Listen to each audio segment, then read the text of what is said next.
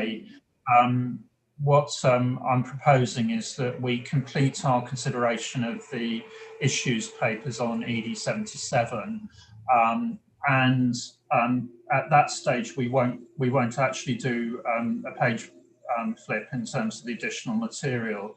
We'll then move on to the conceptual framework update ED 76, and again do the same, discuss the issues papers that we've got there. If we have time later on, then we will come back and do the page flip on ED 77. So we'll see how we go in terms of what we manage to get done, but you know, how we use the time. So without further ado, Dave, over to you to introduce the next issues paper. Thanks, Ian. So these next 4 slides relate to issues or instructions that the IPSASB raised at the September meeting. We didn't address them for October because we were focusing on more significant conceptual issues. I put them all together in one paper because I thought they were more straightforward, but I've broken them up into separate slides so they're easier for the IPSASB to discuss. The first issue relates to terminology. In September, the IPSASB asked staff to consider a number of terms used throughout ED 77 and asked staff to consider whether there are terms that were, consider whether there could be terms that could be clarified that would be better or easier to understand. Staff looked at these terms, almost all of them related to IFRS 13 and were aligned terms. Staff's recommendation is that we don't depart from the IFRS 13 terms for alignment purposes. Where we're using the same term, we in general try to use the same term consistently through the private and public sector to avoid confusion. The only term that wasn't directly related to IFRS 13 was the modern equivalent asset. Again, staff recommended that we maintain this term. Even though it's not necessarily widely applied, we thought developing any new term would have the same problems as modern equivalent asset, and we'd have to describe it anyway. So what we did was we added additional guidance in Appendix B to better explain modern equivalent asset. So just to summarize, our recommendation is to maintain all the terms that we had in September in ED 77. Okay, thanks, Dave. So open up. Anybody disagree with the conclusions and the recommendations from staff on that?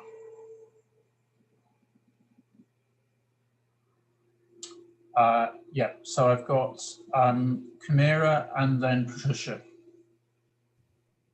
Thanks, Chair. I only have a concern with the second term income approach. I think in that case, we do have justification to depart because the term income, we don't use income in our IPSAS. We use instead of income revenue. And since we anyways could depart from the terminology of income approach, we could name it differently, perhaps present value approach or something like that, because it really reflects what it is about. So that would be my suggestion. Thanks. Okay, thanks, Camira. So I'll just take comments from Patricia and Todd and any other members and then go back to staff. Thank you. I agree, but I have a question about the modern equivalent assets in relation to alignment with conceptual framework and what situations the modern equivalent assets should be used.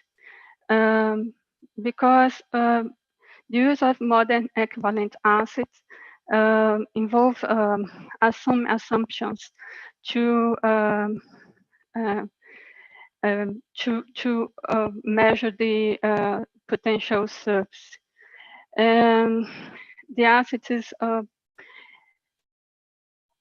and the use of assumptions can have some consequence in relation to failure of measure. For me, in the text, it's not clear if the entity shall use the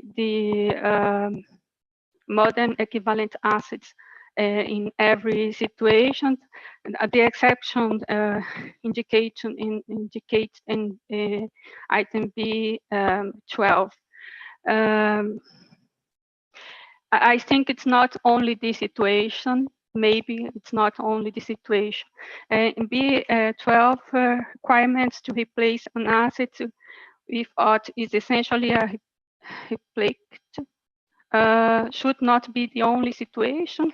It are the reproduction cost or restoration cost should be used, considering the cost benefits and the consequence related to feasibility and viability of the asset measurement. My question, should odd restriction need considered? For example, is reasonable to assume a tune as a modern equivalent as for a bright in the context of financial report? It is the example in the text. For example, other restrictions in relation to use because I think what we're having here is a discussion about terminology. I think you've got some concerns about how modern equivalent asset works in practice. And we agreed yesterday that there would be, staff would take away the section on what we're calling current use value and look at the links, the extent to which we can put more guidance in and so on. So what I'd propose is that we take your point offline and then okay. Because I just want to take points on terminology at the moment. But yes. So if we deal with your points in that way, and then we can have a further look at that when that section comes back next week for review after that. Okay. Okay. Thank you. Okay. Thanks.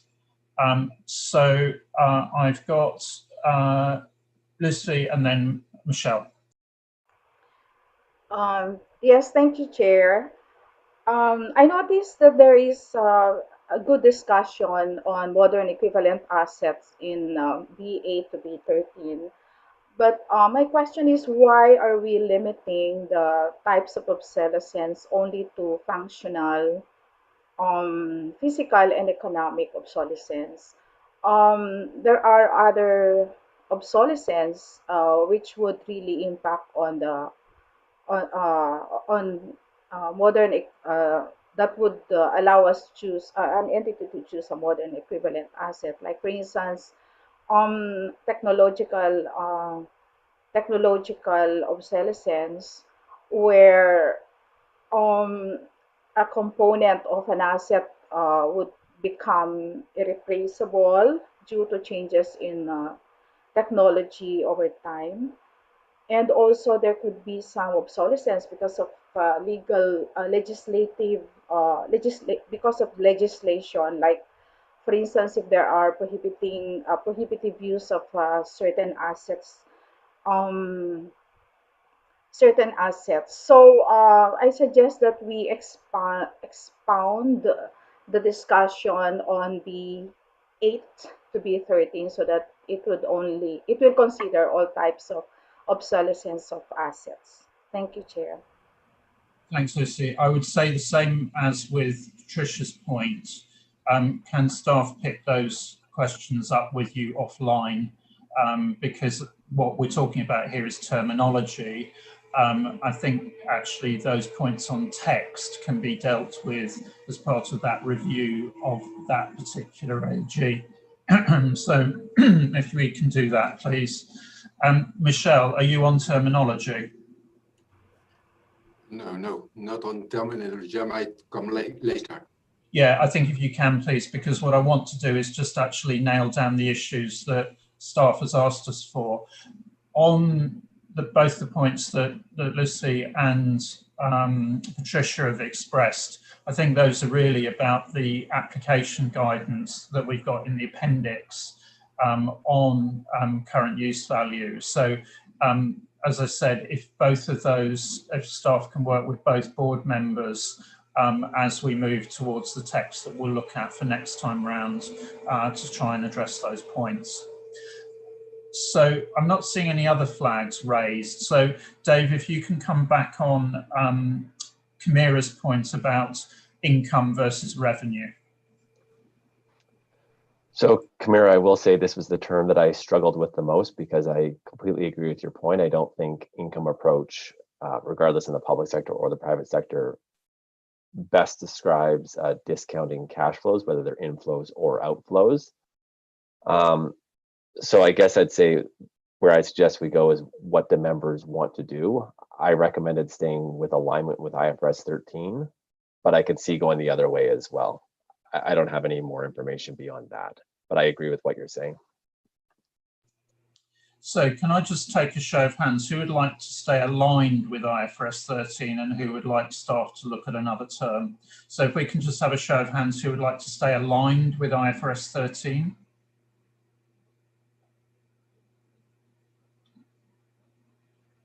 Okay. So Ross, I think, can we just check how many that is? So I saw 4 hands. I think there might be a fifth actually. Okay, who would like a different term?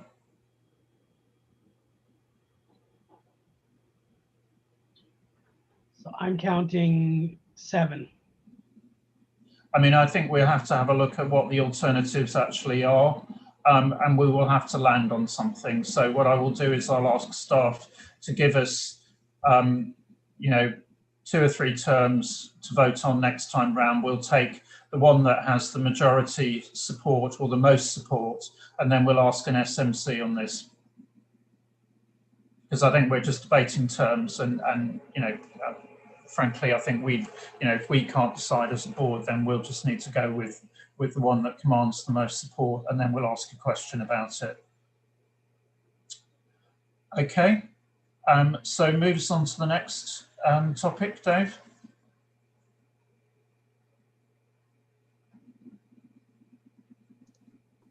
So the next topic is measurement techniques for historical cost. This was an item that staff was struggling with back in September, but as we came out of the October meeting and we really indicated that the hierarchy related to subsequent measurement, and we pulled initial measurement guidance up front into the core text, I think that simplified our work on which measurement technique should be underneath historical cost.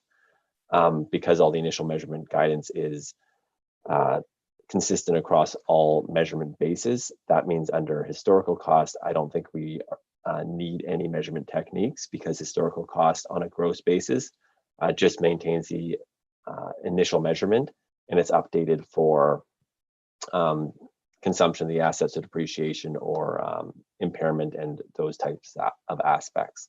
So staff's recommendation is we do not need any measurement techniques in the measurement hierarchy underneath historical cost. Thanks, Dave. So open up for comments on this. Does anybody disagree with staff recommendation on this?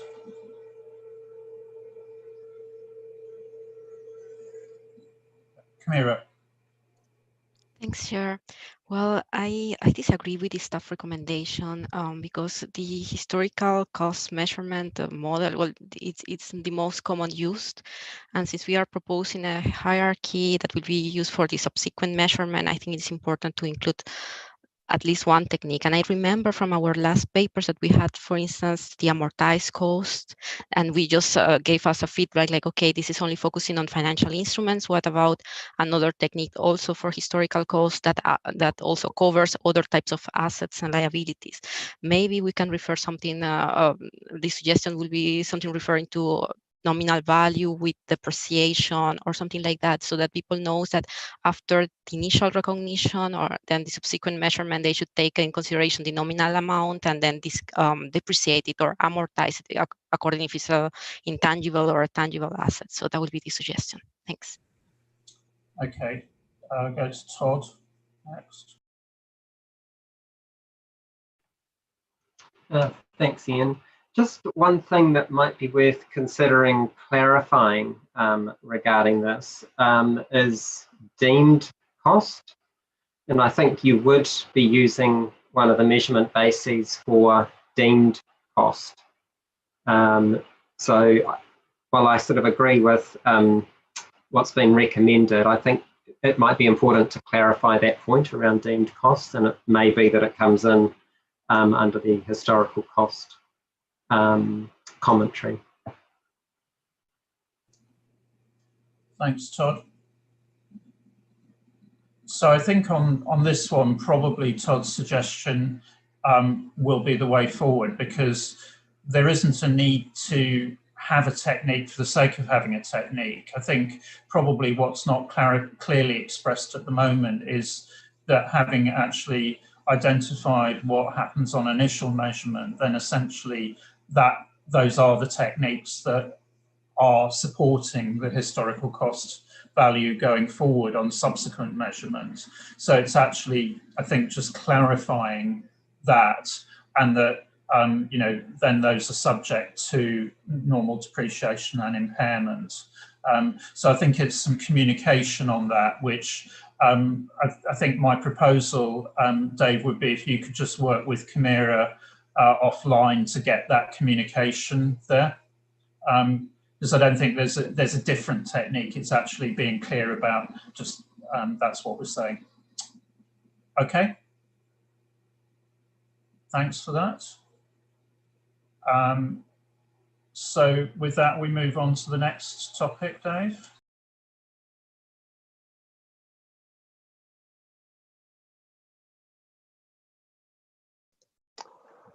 So the next question that was raised related to the applicability of the market approach to cost of fulfillment.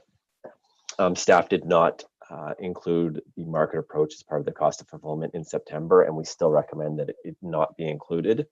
And the reason for this is the cost of fulfillment measurement basis assumes that the liability will be settled with the counterparty, and a market approach takes a different thinking in coming up with applying an estimate for measuring this. So as an example, if I owed Ross $100, the income approach would consider the fact that I would settle that directly with Ross, whereas the market approach looks as to, if I owed Ross $100, how much would John pay? How much would I have to pay John to accept that liability?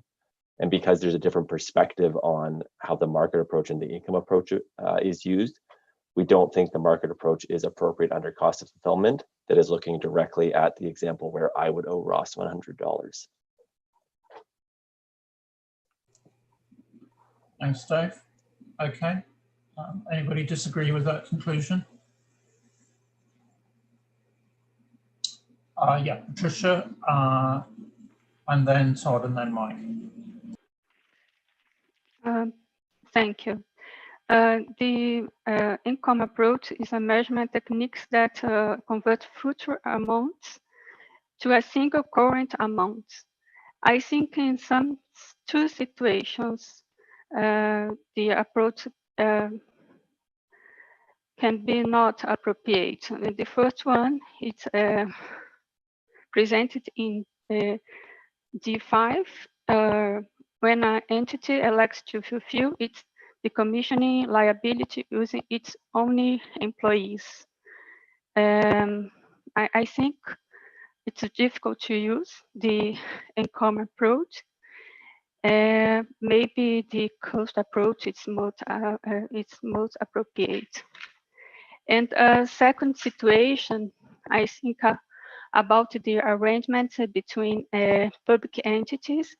In some situations, the obligation is, for example, providing another entity with an equipment.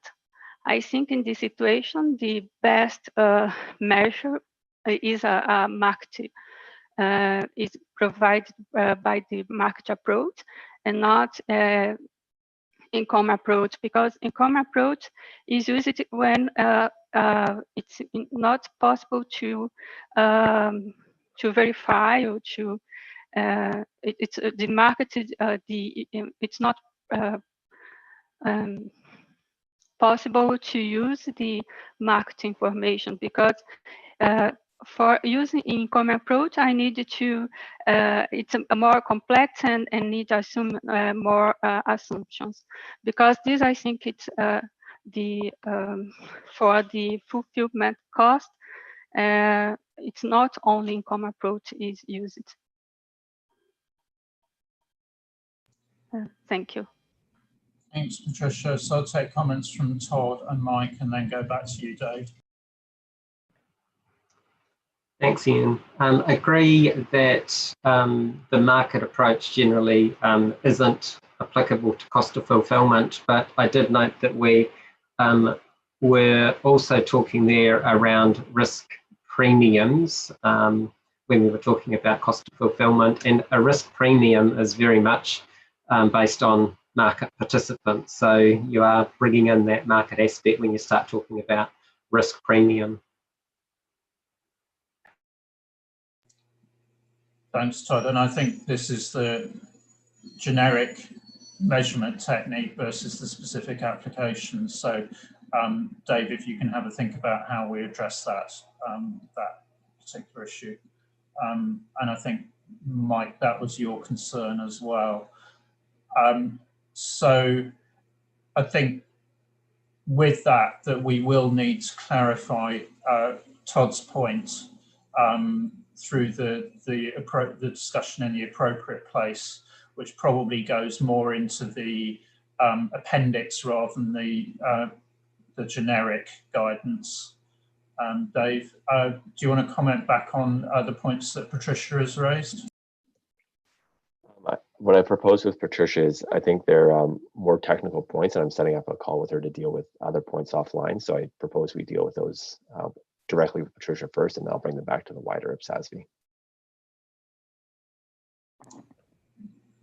Okay, so I mean, just rounding off on that, there are specific concerns that Patricia's raised on particular points that need resolution, but subject to that and subject to the clarification of drafting on the point that Todd's raised, are we, you know, if those can be resolved, are we content to go with staff recommendation on this?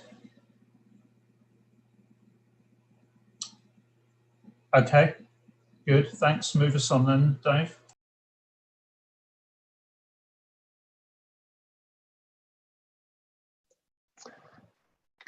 And then the last issue, and I think this will actually tie into a subject too we have from yesterday, but this was the use of the term service capacity and service potential in the September ED.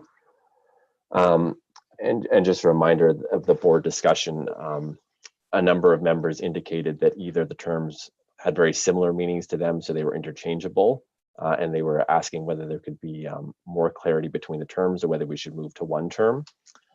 Similar to my terminology slide, we decided, or staff's recommending that we maintain service capacity in the IFRS 13 fair value context for alignment, and then use service potential in the remaining portions of the standards as it relates to public sector measurement.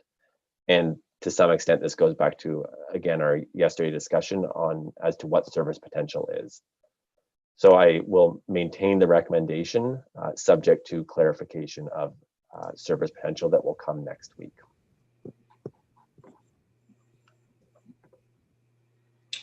Okay, thanks for that. So I certainly think that's right in terms of handling, and we will need to see how it looks. Any other points people want to raise at this stage?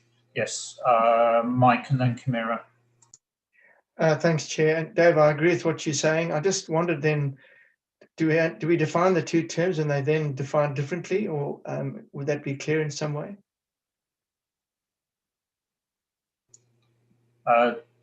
Dave, do you want to go back on Mike's point? That's a good question, Mike.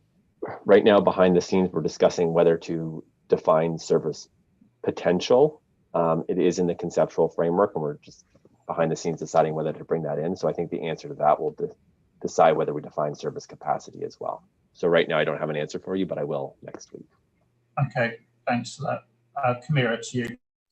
Yes, thanks, Chair. And well, I generally agree with the staff recommendation.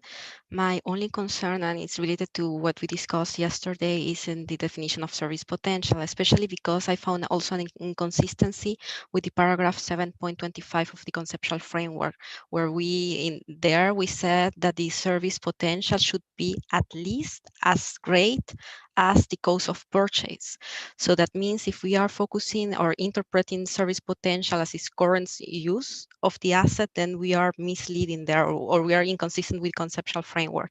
And another concern is that if we take into consideration, okay, situation of an entity that is usually applying the historical cost model, and then by chance they got a donation of a hospital, and now the hospital, because of COVID or something, now the hospital has capacity for 100 beds, but they are only using 10 beds.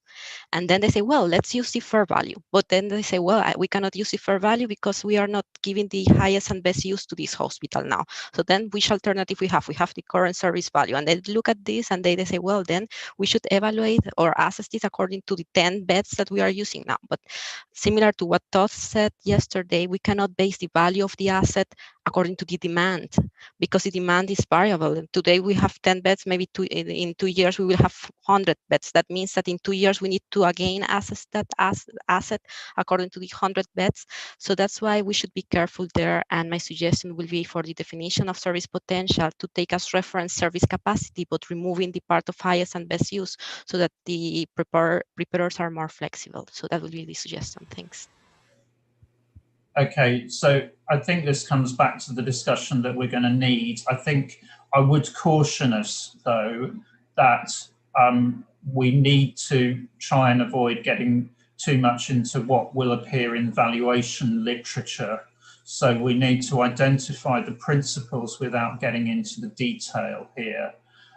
So I think if, you know, Dave, if you can work with Camira to understand and make sure that we address the points, and then I think we're going to need to have a good discussion about what goes in the appendix on what we're currently calling current use value, because there's a lot of different things going on in this space, you know, and I could see, you know, members supporting Camira and raising the concern. I think the question is how we deal with it, and it may well be better to deal with it in a public sector context about what we mean by service potential, rather than introducing service capacity as another term, because I think that causes problems elsewhere.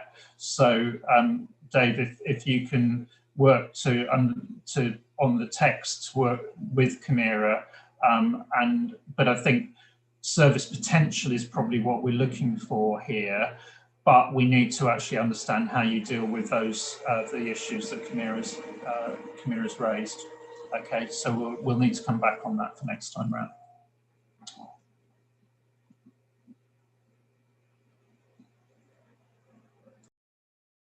Okay, Dave, back to you. So Ian, I think our next slide is SMCs. Do you want to do SMCs now, or wait till we have more will come based on the text we're going to work on next week? I think it's useful just to get members' initial reactions to staff proposals, because if we've got a good foundation to work from, then we can add in the end. That's easy. So staff is recommending right now 2 SMCs for ED 77. A reminder to members that these should be read in conjunction with the SMCs that are proposed for the Conceptual Framework Limited Scope Update. As a result, what we tried to do is we tried to put the more conceptual SMCs up in the Conceptual Framework and the more detailed SMCs down in ED 77. We also tried to avoid, I'll say, duplicating SMCs or PVs that we asked as part of the consultation paper that we issued last year. So if we asked someone if they agreed with fair value, we didn't ask them again because they'd already responded.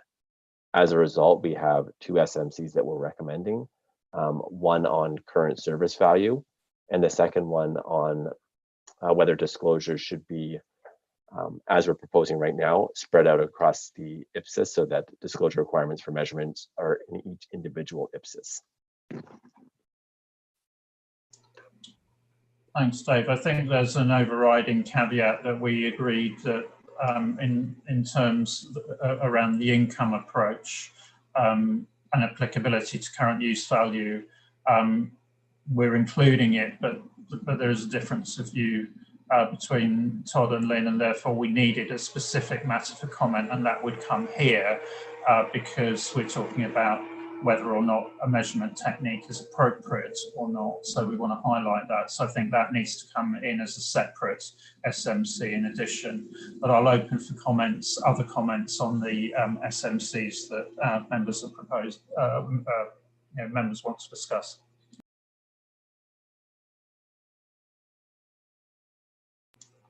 So I've got Lynn first, then Lucy, then Lindy, then Todd, then Mike.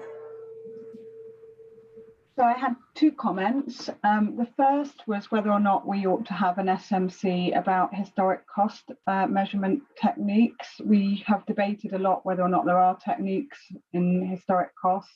I'm not quite sure based on the earlier discussion where we're going to land, but it does strike me we have debated it as a board quite a number of times, and I thought therefore it might be useful to have an SMC on it. My second point then was I'm not sure that I saw necessarily the point of this SMC2. If people come back and say, yes, they want disclosures in here, what are we going to do with that? So I just had a question mark. We've taken a decision that disclosures aren't in here. We can explain that better in the BCs, maybe around sort of BC 10.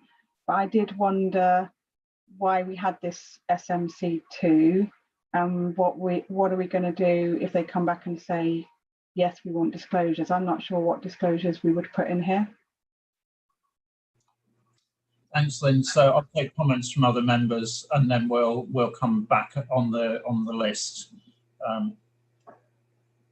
Okay, but just to clarify on my sum up previously, I think where members got to on historical costs were there no additional techniques on subsequent measurement, but we needed to really be clear about the rationale for that, and I think that probably does go with BCs and what you were advocating. But I'll let other members come in. So Lindy, Todd, and then Mike. Thank you. So mine is also on SMC2. I guess asking the question is fine, but where are these disclosures going to come in? Is it part of the consequential amendments? Because we don't actually know what these disclosures are.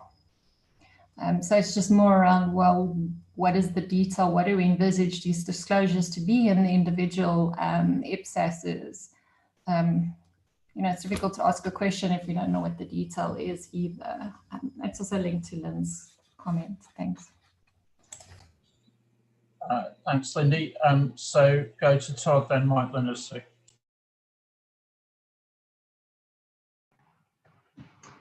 Thanks, Ian, and certainly support the comments that have been made so far about some of the SMCs.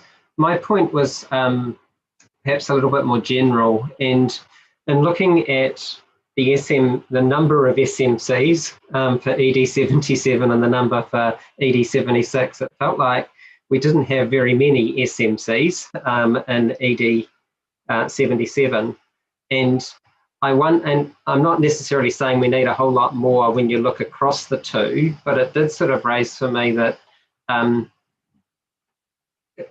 it may not be particularly helpful from a constituent point of view just to focus this in relation to one ED, that you really need to look across the two EDs in terms of commenting, and maybe there's a little different approach that we should take here, so that it's quite clear to our constituents that really you need to be reading these two things together and providing comments that are going to help in relation to both of them. It was just a thought, basically because of the sort of imbalance in the number of SMCs, yet there's a lot of detail in ED77, so maybe something to take away and think about.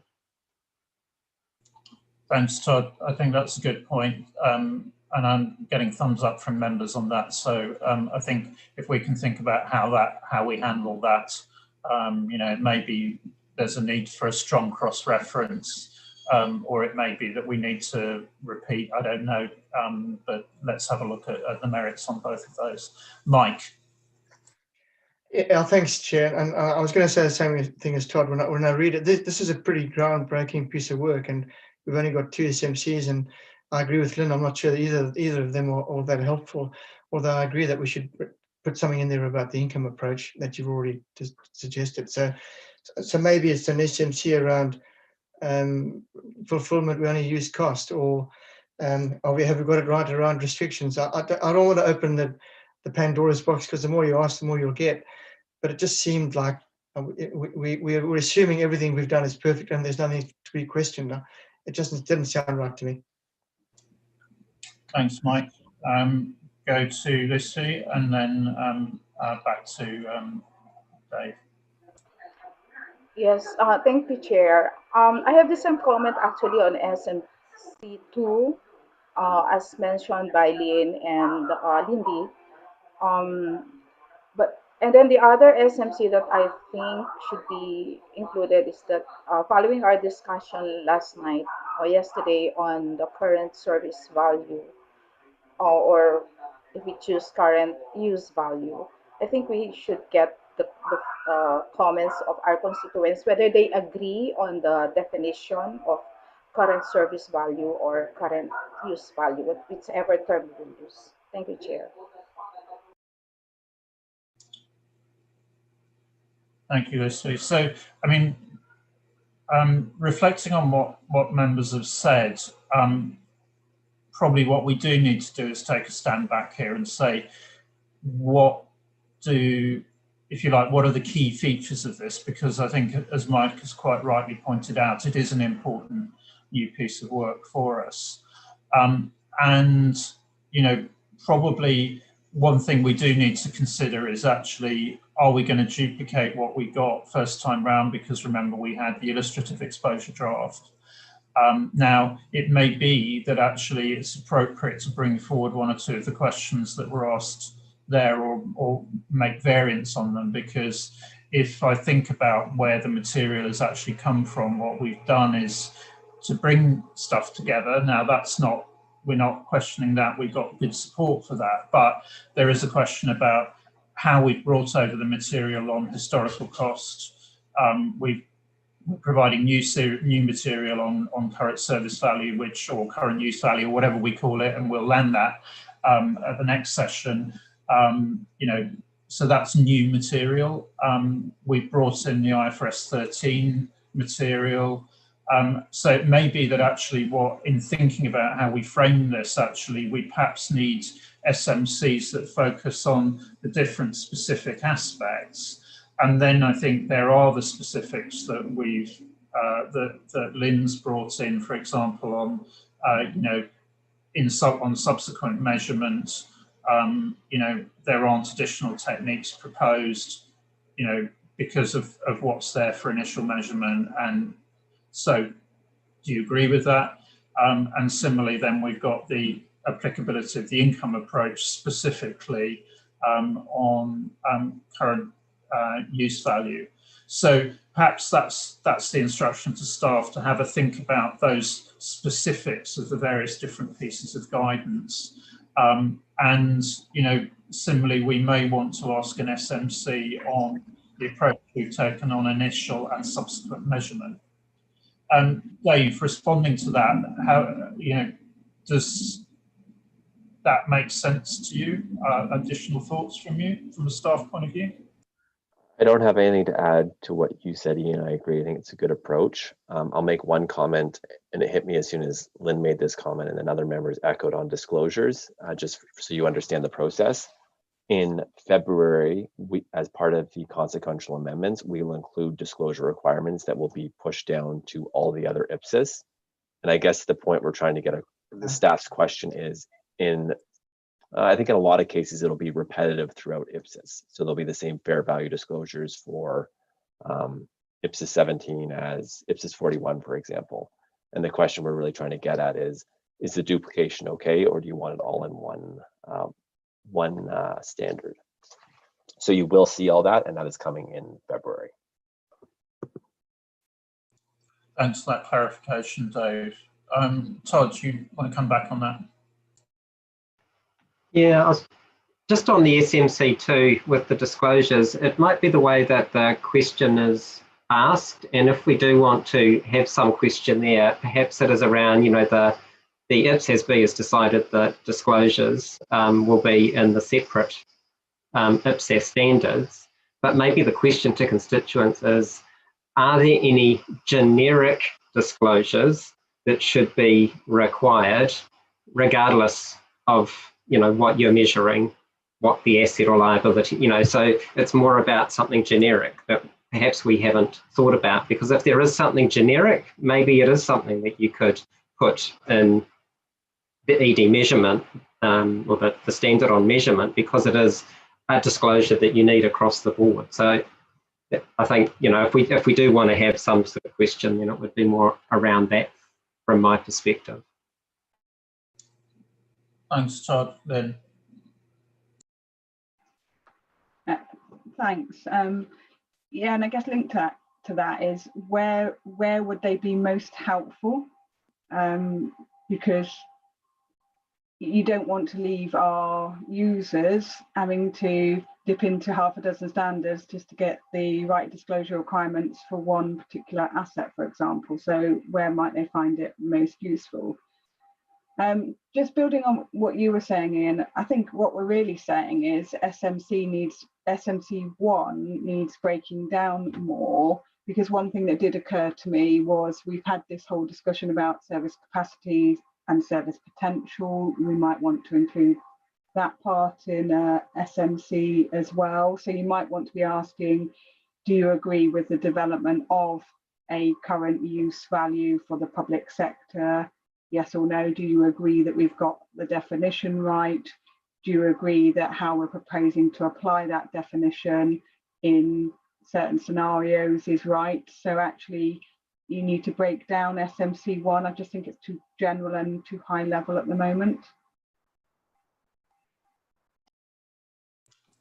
Thanks, Lynn. And I think that goes, I see support for that. And again, it goes to where if we develop new material for this ED, because that and cost of fulfillment are the two areas where we're providing, you know, additional guidance rather than pulling guidance in from other sources. Scott. Yeah, thank you. And I just wanted to echo Lynn's point. I had written to Dave on this as well, is we ought to caution about putting disclosure in a measurement document because no one would be looking for it there. And I was confused about SM2 to begin with because I wasn't expecting it to be here. So I'd caution us about the urge about putting something in there. Thanks, Scott. Yes, I think that does come back to this whole point about users and you know, okay, there might be some duplication, but actually if you're in financial instruments, you're not going to want to go elsewhere, you know, in terms of disclosures. And similarly, if you're in ED 78, you're thinking about PP&E and you've got that in mind. So, and that, if that's where we go from that perspective, then we should be clear that we've done it for that reason. Does anybody disagree? And if so, why? And then we can explain our thinking in the BCs as well, just to make sure. Okay, Lindy, final point, and then I'll move us on.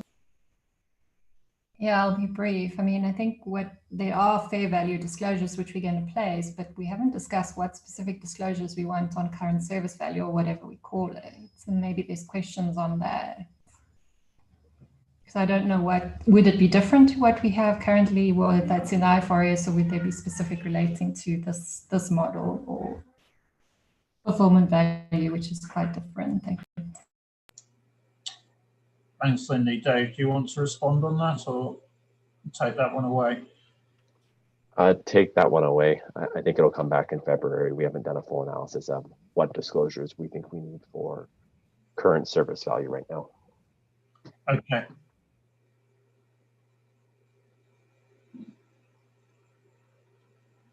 Fine. So I think that takes us through ED 77, Dave. Is there anything else you need at this stage? We will hopefully have time for a page by page, or at least, you know, flip of the additional drafting before we finish today. Anything else from you at this stage? Not from my perspective. Okay. Thanks. Lucy. And then I'm going to move us on to the conceptual framework. Okay. Yeah, thanks, Chair. I just noticed the year indicated in paragraph 8 of agenda item 3.2.7 is still 2020. So we changed it to quarter 2021 and February 2021. Thank you. Thanks, Lucy. Yes, quite right. It's what. Okay, so with that, then we move on to item 4. And we move over to John then and the papers that we've got on the update of the conceptual framework chapter on measurement. And this is where we start to get into the fact that this is the first time we've done this, and therefore how do we actually approach this? So John, over to you to introduce the issues. Thanks, Ian, and hello, everybody. Yeah, the first issue that we're going to look at is the approach to presentation of the basis for conclusions. And what we've done here is in paragraph 4, we've identified the options. And the options should be in the sequence A to D. The formatting's gone awry.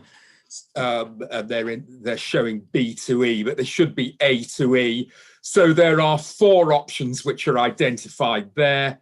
The first one is to retain the original BC and include the basis for conclusions paragraphs as a separate section immediately following the original basis for conclusions. And basically, that's how it's been presented as we've been developing the revised conceptual framework paragraphs. And that's actually how it's shown in agenda item 4.3.1. And the main reason for that has been ease of identification by members. Second options, retain the original basis for conclusions and add new paragraphs to sections where changes are proposed, such as the deletion of measurement bases. Third option is to move the superseded basis for conclusion paragraphs to a separate appendix after the revised basis for conclusions and include the additional agreed paragraphs in the relevant sections to which they relate. The last option is to completely delete the sections which have been superseded and not to retain them. Now, the view is that we do need to somewhere retain those superseded paragraphs so that readers can see how the board's thinking has evolved.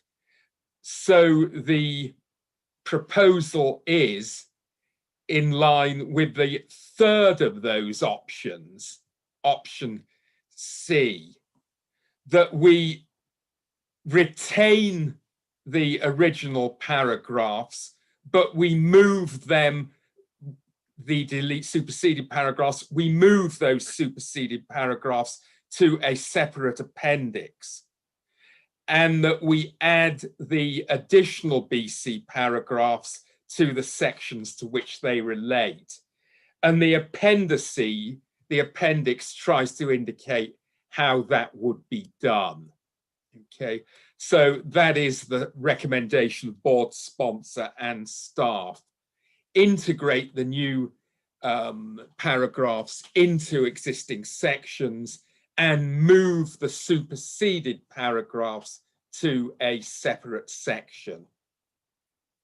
Okay, so at that point, I'll ask through the chair for views on that approach.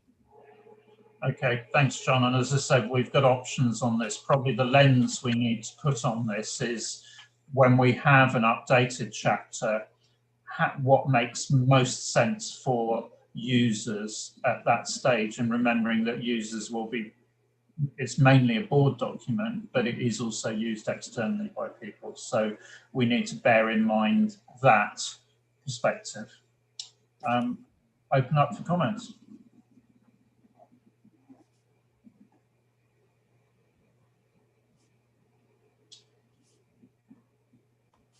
Okay, so to start us off, I've got Lynn, then Lucy, Todd, Lindy and Mike in that order, and I'll just take a round of comments and then we'll see where we go. Okay, so Lynn, start us off. So I disagreed with the recommendation in the paper. I don't think that the original BC should be retained in a document with the finalized conceptual framework. I guess I don't mind if they're still retained somewhere else on the website or something, but I disagreed that they should be in the final document at all. My worry is that a user could do a word search on the document for something like replacement costs for the sake of a discussion, and still find it in the document and still inadvertently think it's relevant. And I think to avoid that risk, the final pronouncement should be our final thinking on the final pronouncement. Thanks, Lynn. So go to Lucy and then Todd. Yes, thank you, Chair. I agree with the board sponsor and staff's recommendation to move the superseded BC paragraphs to a separate appendix after the revised BC and include the additional agreed BC paragraphs in the relevant BC sections to which they relate. I think this will provide for transparency and a more logical presentation of the progress in the rationale of the board's decisions and as well as conclusions. And this will also help the readers in understanding, or our constituents in understanding, the reasons for the revisions and the modifications in the Ipsis, in our conceptual framework. Thank you, Chair. Thanks, Lucy. So go to Todd, then Lindy, Mike and Scott. So Lindy. Sorry, Todd. Thanks, Ian. I support the position that Lynn has taken. I think you want basis for conclusions to work with the new chapter 7, and I think it's going to be confusing to then pull out the previous basis for conclusions in the same document. If we did somehow retain them in the document, I think we'd need to really think about how we can do that in a way that doesn't create the sorts of issues that Lynn talked about. But my preference would be not to include them. Thanks, Todd. So Lindy, Mike, Scott, and then Nima. Thank you. Maybe it's similar to Lynn and Todd. I guess if a original BC is still relevant, it should be retained. But where it's superseded, I think it should be removed and not in an appendix, because we're not going to delete the old conceptual framework. It will still be there. And then if constituents want to understand where we were, where we moved from, they can refer to the older conceptual framework. So I think it's kind of a variation of staff recommendation that the superseded ones get removed, but get removed completely because they're already in the old one, and we don't need to report on performance or progress in an appendix. Thanks. Thanks, Lindy. So go to Mike and then Scott. Thank you, Chair. So I'm agreeing with Lindy. I think it is need to be a clean break. Bear in mind that this is only phase 1. We're going to have more changes coming out when we look at phase 2 of this project, and there'll be more changes then. As long as there's a date as to what we've done and when we did it, I think we should do what Lindy is proposing. Thanks, Mike. So Scott, Nima, and then Rod. Yeah, so when I first read the document, I was supportive of staff, and I think I still am, but I think we ought to keep in mind the turnover on the board creates an institutional memory issue. And so I think what I call the breadcrumbs need to be captured in some way, whether it's in the same document or a different place. But often the boards repeat themselves because they don't realize what was discussed in the past. And I think somewhere, particularly in a conceptual framework, we need to show how we got here and how we made decisions along the way. So whether it's in the same document or someplace else, and I know the old ones available, it'd be nice to connect them in some way, which is what I saw, John, you were trying to do, is sort of show how we got there. And whether it's in the same document or a separate document, I would encourage us to keep that history. Yeah, thanks, Scott. Thanks, Scott. So go to Nima and then Rod. Thanks, Chair. I think my views are almost the same, but the key thing is to ensure that we avoid the confusion going forward. On the other hand, I think that if we have the old paragraphs in the same paragraphs, then the users might be confused. It's like having the old standard and the new standard all in the same way. So if we have it in a separate document and then users can refer, we have the old conceptual framework, the new conceptual framework, then it can be easy that way if users want to refer to the old document. So we have the superseded paragraphs separate in a separate document. Okay, thanks, Nima. Rod. Thanks, Chair. I won't take up too much time because I agree with all of the above, and I do thank Lynn for her comment around word search. I hadn't actually thought of that. Very good point. Thank you. Thanks, Rod. So, I mean, listening to what members have said, I think Mike raised a good point in terms of we will need to work out how we make it very clear that this is an updated chapter, and we will have that issue. So I think there's a bit of just staff instruction to how do we make it very clear. I think the point in terms of this needs to work for the then board, our successors, because you know, Scott's point about institutional memory, you know, very much applies for the board, but also, you know, we've got to be clear for our users and to avoid confusion. I was hearing, and I think, you know, clearly the old version of the framework will be available, but I heard some concerns there about how do you, you know, without creating confusion, is there a way that we could at least signal that there has been a change, you know, from the previous framework? And I wonder whether, rather than bring the paragraphs over, there's a way in which there could be some sort of signposting that says the following approaches are no longer retained in the framework because the board, you know, and so you would make it very clear, but it's not a detailed analysis. It's actually just a summary that says the following are not retained because.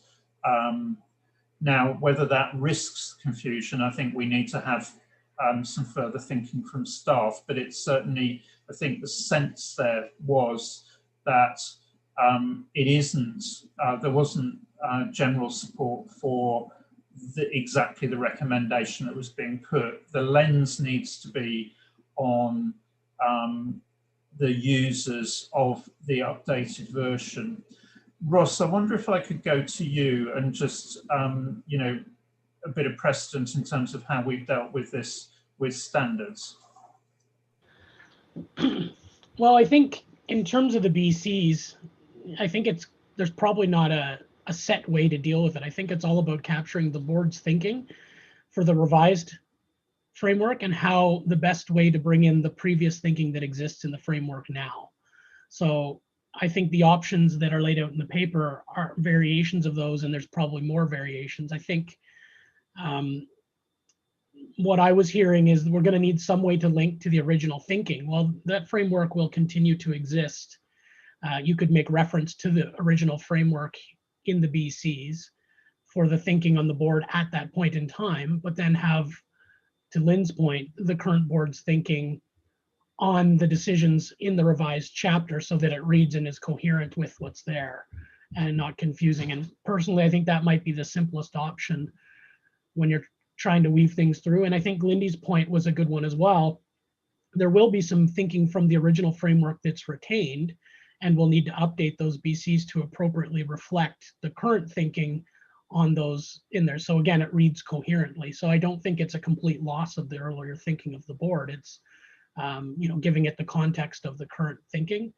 And probably the easiest way is just to link, the original conceptual framework approved in 2014 had a chapter. This has been revised. Below is the thinking on the revised chapter. And if you want more information on the previous chapter, go to that framework.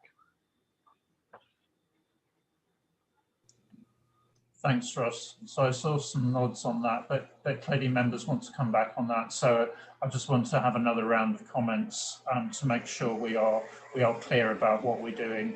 But that would certainly respect the point that's been made about it being the basis for conclusions for the current chapter.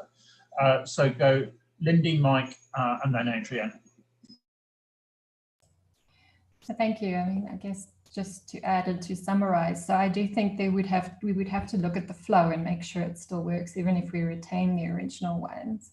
And I would be happy if we say, well, if we're taking out, because we're no longer using settlement value, for example, we could explain it in the BC why we no longer have it instead of just taking that out. And the thinking why we thought it was appropriate, I guess, would be in the old one. So we could explain why it's no longer there as your approach was. But there's also some where they just come out, because there are a couple of places where we signpost to say that the board will look into this in future. That can just come out completely. So I think there's we would have to look at it, and there's, not one size fits all. We just have to, there's different aspects depending on what's being said. Sorry. Thanks, Lindy. So go to Mike and then Adrienne. So thanks, Chair. I suppose I'm saying perhaps what Ross and Lindy have said in a different way, but if you had a section in the BCs that said, in the major changes that we've made in this revised conceptual framework, and briefly explain what they are, or signpost them, I think that's what you need to do. Thanks, Mike. Adrienne. So I put up my hand because I wanted, in some sense, to disagree with Lynn. On the issue of word search. For me, as a relative outsider, I think it would be really valuable when I saw when I was doing a word search to find the terms that were no longer used and to see the fact that they were no longer used. Now, Mike's suggestion now would allow us to do that. But so my point would be, if we're not using settlement cost or replacement cost, the fact that the word is in the document that shows that it's not being used anymore is very important information to users. And so I think we should be inclusive in some way, whether it's in summary form or by retaining the original paragraphs. Thank you. Thanks, Adrienne. Lynn, and then I'm going to sum up. Yeah, I just wanted to be clear. What we don't want is somebody doing a word search and finding BCs that are no longer our thinking. Doing a word search on replacement cost, finding that replacement cost was in the original framework, but in this update we chose to remove it, that's fine. But doing a word search on something and being taken to a BC that is no longer our thinking, it is wrong. So I think I'm agreeing with Lindy and Mike in the position that we tell the story of the update in the BCs, which might include reference to the fact that we have deleted concepts from the original framework, but we do not retain the thinking that supported their inclusion in the original framework. Thanks, Lynn. I think that's a helpful conclusion. So just to summarise, so that staff are clear, we clearly need to identify the fact that this is an updated version. We need to make the link to the previous version. The BCs that exist need to work for the revised text. of the new chapter. But as Lynn has indicated, then perhaps we can have, just something at an appropriate point that then tells the story of the update. And I think that's the thinking that would then need to appear. But it's not, it's the story of the update. It's not the original thinking behind those terms when they were in. And that would be what would cause that. We need to avoid that confusion. So that balances, this is the thinking behind the current chapter with, and we've updated it to remove the following for the following reasons. Okay, John, are you clear now on what the board's looking for?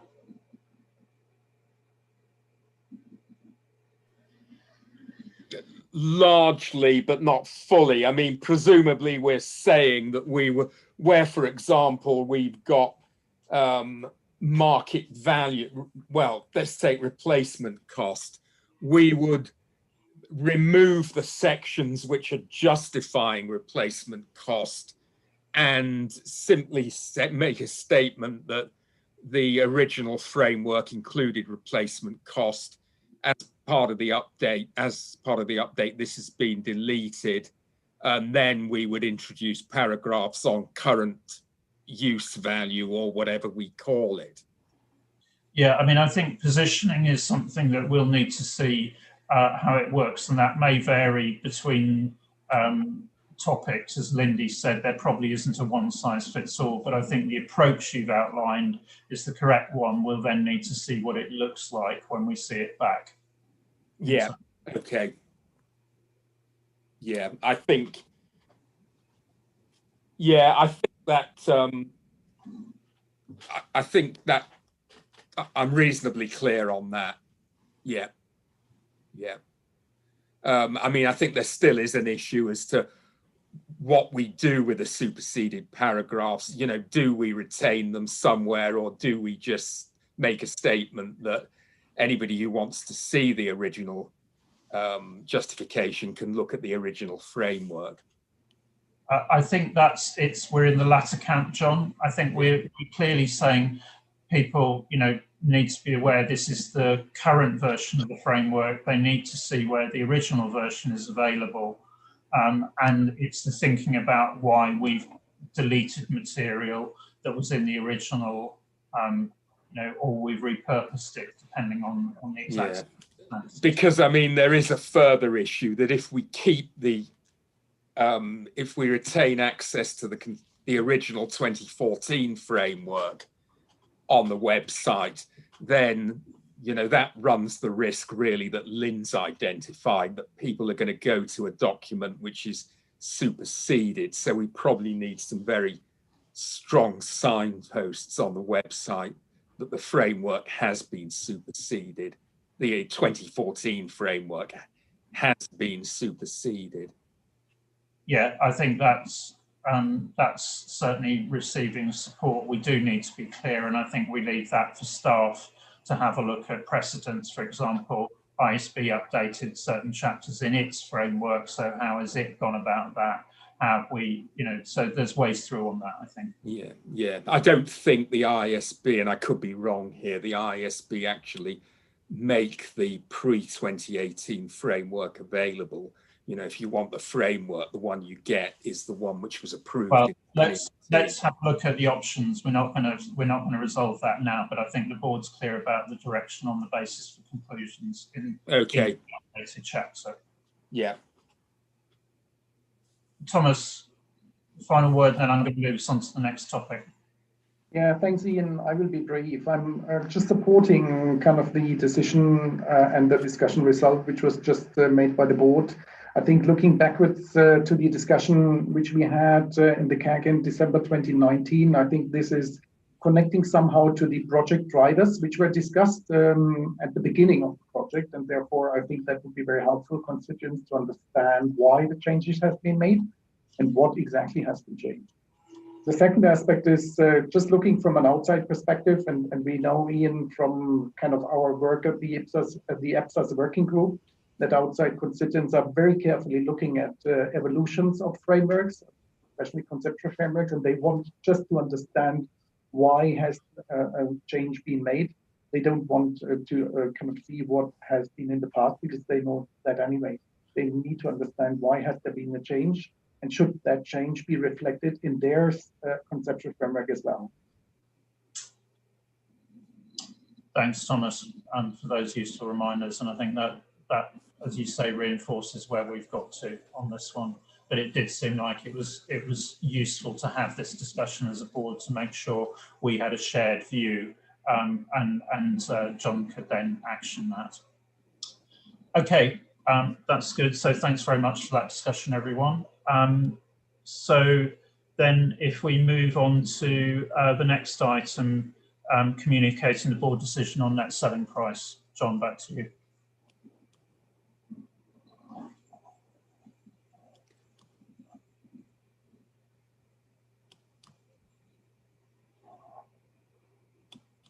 Yeah, this is agenda paper 4.2.2.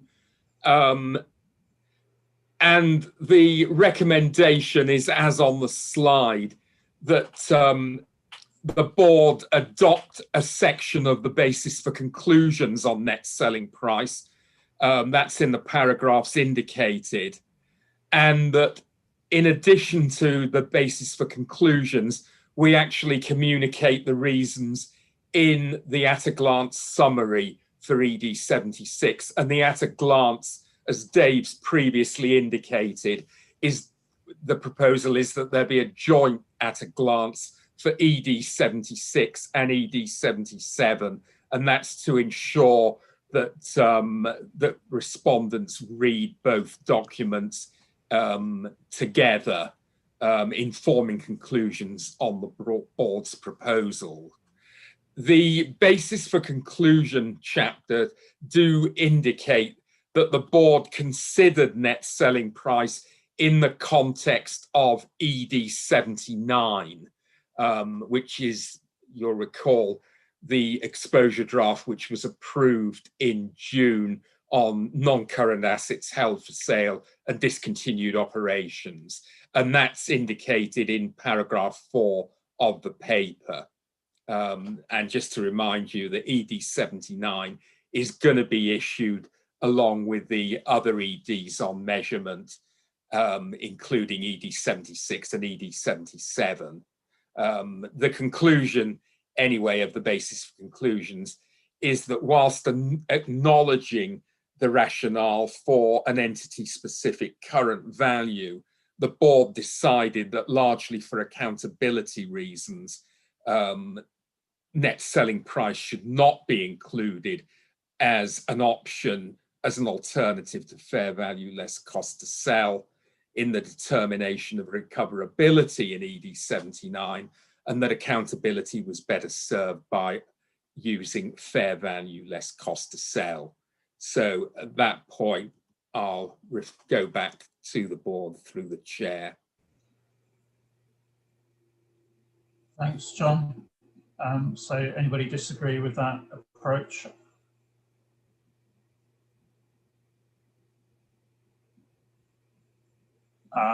Yeah, Lindy. Just a question though, the part B of the recommendation, didn't we just agree would probably be in the BCs of the framework in any case now, because we're explaining why something has been removed? So it would then be in the conceptual framework rather than the at a glance? Well, I think the view, if I could respond to that, is that it's two-pronged. We would refer to this in the basis for conclusions, but because of its significance, we would also, in the at a glance, say net selling price, these are the reasons why we haven't actually included it in the framework. Now, the exact wording of that, Dave and I will have to come up with. But that's the thinking behind the recommendation, that we shouldn't just restrict communication to the basis for conclusions. Okay, thanks, John. But I think, Lindy, going back to your previous point, in a way, it is an illustration of the sort of thing that we might have, to give the link between the previous and the current frameworks. Todd. Thanks, Ian. I agree with the recommendations. I think in terms of drafting, and I can come back through an editorial process, I think there could be some changes made for clarity. But just one point that I wanted to raise, and I think we sort of need to land on it. We get into some specifics in those paragraphs around COVID-19 pandemic and that sort of thing, which is very current now. But in terms of standing the test of time, is it right to refer to current events as part of a basis for conclusions, or should it be a bit more generic? That's probably more a question, because I don't really know the answer, but it did strike me, personal view, I'd probably want to see something a bit more generic around, you know, events like pandemics or financial crises, as opposed to specific events. Thanks, Todd. Ross, could you come back on that? Because I'm conscious we had a similar discussion on leases. Yeah, I think I can see your point, Todd, in the concern, but I think back to when we were doing financial instruments and we referred to the global financial crisis. I think some of these events, you know, we will move on, but I think we're having the context of these discussions while this pandemic's coming on, and I can reference 5 or 6 times now where this has come up in debates around distressed asset sales and things. And I think we should capture the wording, and maybe it's a wordsmithing thing where we say, you know, when we were having these debates, the global pandemic was going on. Distressed asset sales were a real issue, and we had the context of this discussion while it was ongoing. Because if we don't, what we might hear back is people saying, well, you haven't considered COVID whatsoever in your work, and this is a pressing issue in the public sector. So I think we need to, there's a fine line, but I don't think we should ignore it. Thanks, Ross. I think it is that balance, because I certainly would towards Todd's position, but I think from a stakeholder point of view as well, we want to signify that we're living in the real world at the moment, and this is exercising minds. So, and I think it will cast a long shadow. So that probably does help, but that kind of qualified reference. Mike, and then Adrienne. Thanks, Chair. So I had 2 points. One was the same as Todd's, and I think it's an easy fix to us if you just simply said in some jurisdictions events like COVID-19 rather than just refer explicitly to COVID-19. But I'll leave the wordsmithing to you. But my question was also around use of the word in BC 767 of recoverability. And I was interested in the views of some of our non-English speaking members, because recoverability means a whole bunch of different things. In an earthquake, you recover an asset. What we're talking about here is recovering the recoverable amount of that asset. And I was just wanted to make sure that is the use of the word recoverability, or should be more explicit and say determining the recoverable amount of the asset, would be more clear for non-English. You're right on. I think that it's the latter sense, Mike. So yeah. I think if you, John, you can work offline with Mike to get that right, that will be helpful. So go to Adrienne.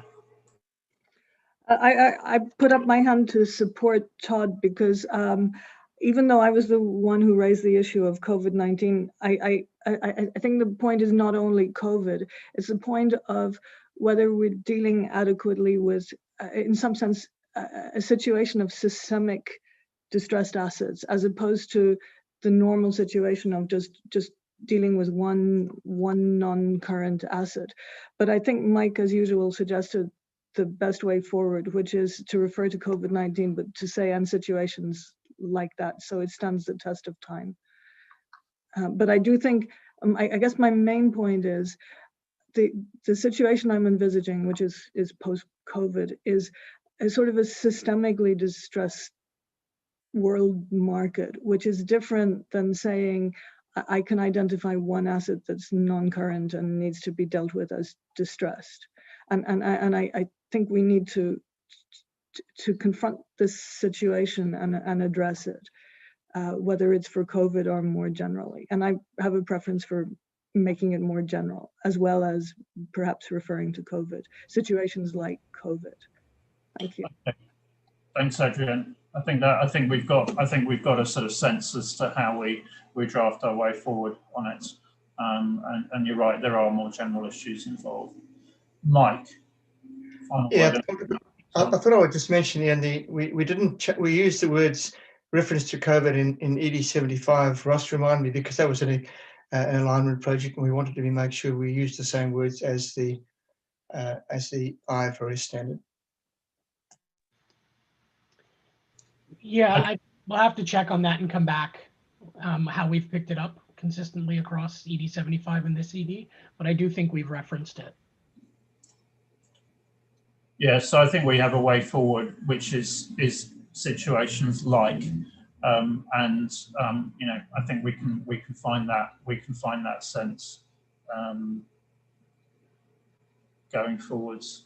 Okay, so John, I think if you can move us on then.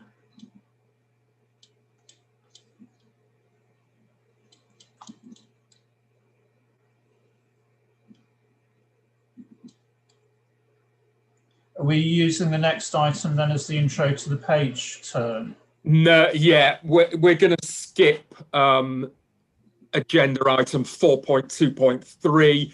All agenda 4.2.3 does is just highlight the main changes which are proposed in the chapter. So that, as Ian said, is going to be a prelude to any, if we get round to a page by page. So the next item is the specific matters for comment, 4.2.4, and there are 6 specific matters for comment proposed, noting the comments that have already been made about the need for signposting between ED 77 and ED 76. Those 6 SMCs are listed in the next 2 slides. First one is on the measurement hierarchy. The second one is on the proposed inclusion of fair value. The third one on the proposed inclusion of what's shown on the slide as current service value, but has evolved to, I think, current use value is the terminology we used yesterday. But obviously that will have to evolve to reflect thinking. The fourth one is on the approach to value in use. We're replacing a definition with a description. The fifth one lists the measurement bases which we propose to delete, listed there. And then there's a final residual specific matter for comment on other issues relating to the framework. Okay, so through the chair, I'll ask for board views on those specific matters for comment. Thanks, John. And that's probably the more structured approach that we were asking for then on sort of the incremental changes in 77, so that very deliberately focuses on all of the types of change that are proposed by the board. Lucy.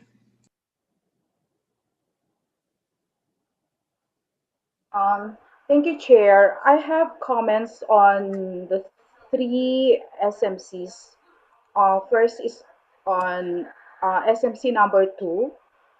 I suggest that we include after fair value as the phrase as one of the measurement bases, because just to be clear that fair value is considered as one of the measurement bases. So it would then be stated as, do you agree with the proposed inclusion of fair value as one of the measurement bases in the conceptual framework? If not, why?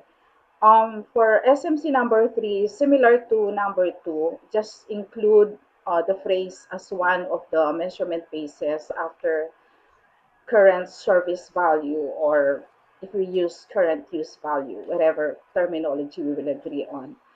On SMC number 4, I think we can restate it like as follows. So since the applicability of value in use has been determined to be limited only to impairments, it is proposed to replace its definition with a general description in both cash generating and non-cash generating contexts. then do you agree with this proposed change? If not, why not? How would you approach value in use instead, and why? Because it seems that the SMC number for us now, as presently stated, is somehow confusing. So maybe we can restate it. Thank you, Chair. Thanks, Lucy. And I think that those are helpful changes because they clarify for constituents, and they do make the make it clear what the proposal actually is, so they become more self-standing in that way. So I think, John, if you could pick those changes up, that would be helpful. Yeah. Mike, and then Lynn. Thanks, Chair. My changes are very minor. In B and C, I think we just need to be consistent. Sometimes we say why, sometimes we say why not. I think we should always say why not. And in BC 6 or 5, sorry, in the very first item, market value of assets and liabilities, we say of assets and liabilities, but in the next 4 dot points, we just say replacement cost. I think we should say replacement cost of assets, net selling price of assets, cost of release of liabilities, and assumption price for liabilities, just to be explicitly clear. Yeah. Thanks, Mike. I think those are helpful clarifications. Lynn. Yeah, mine was a small point on SMC2. I think it would be helpful to make it clear in SMC2 that we're including fair value on it using a consistent definition to IFRS.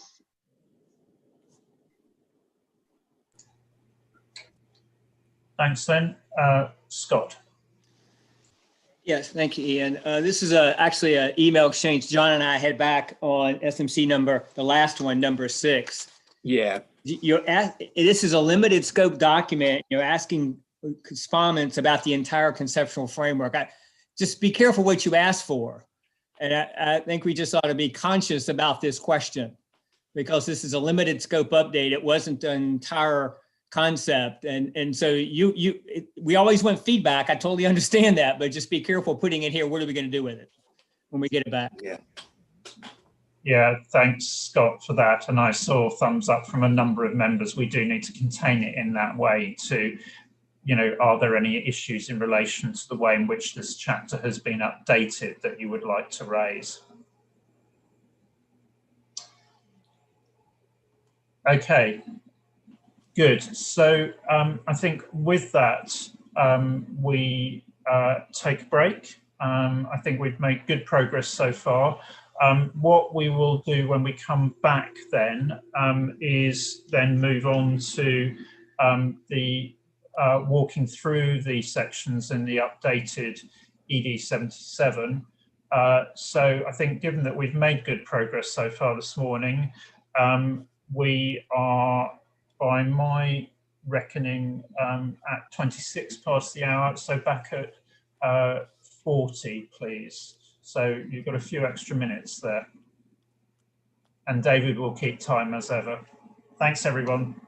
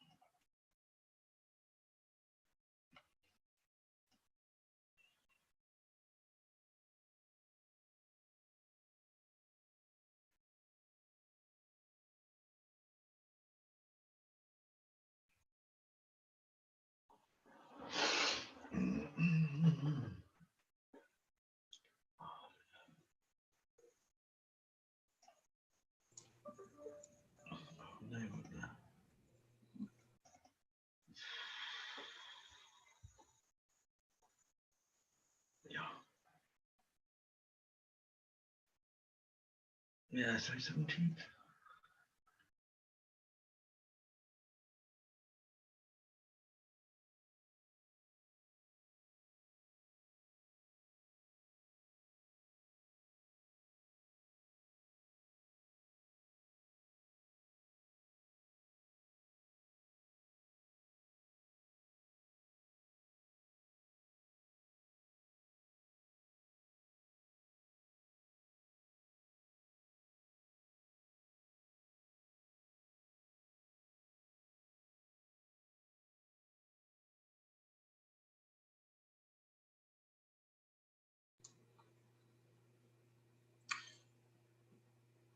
So David, we're at time then.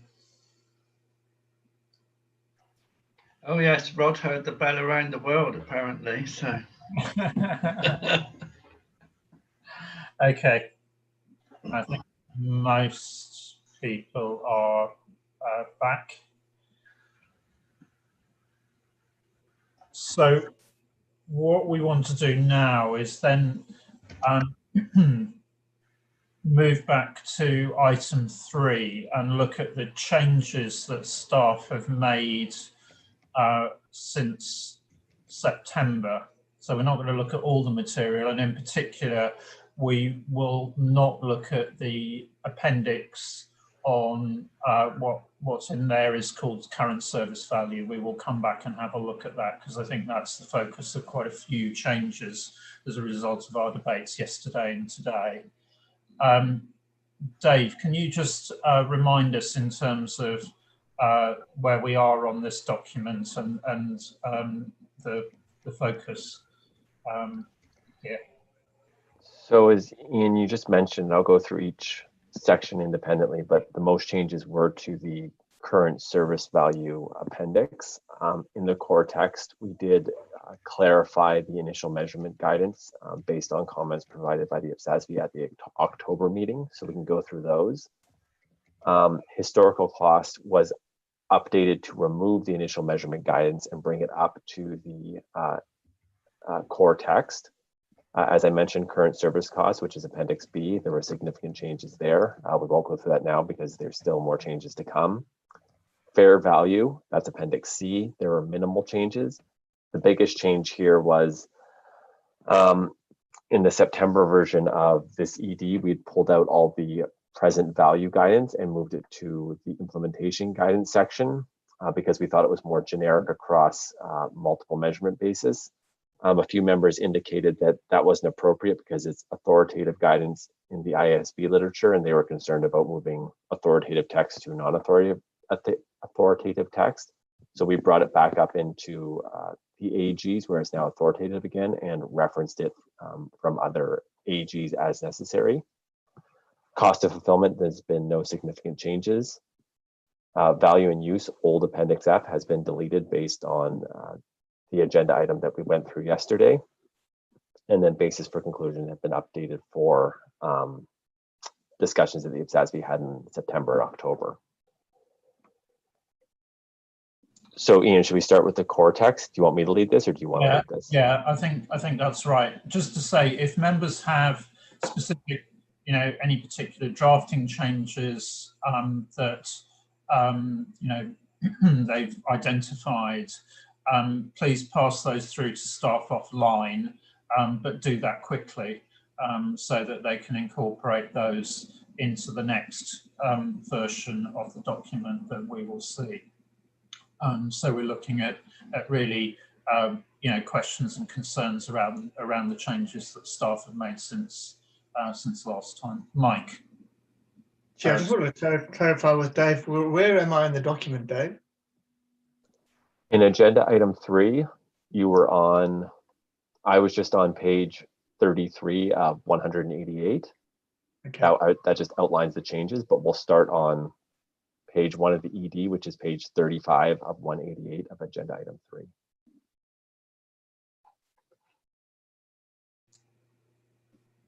Good, thanks for that, Mike. So, so Dave, if we literally just walk through, and we're looking at the changes highlighted in red, aren't we?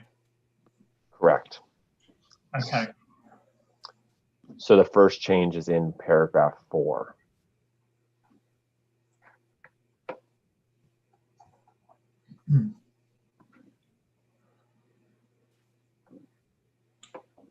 Okay.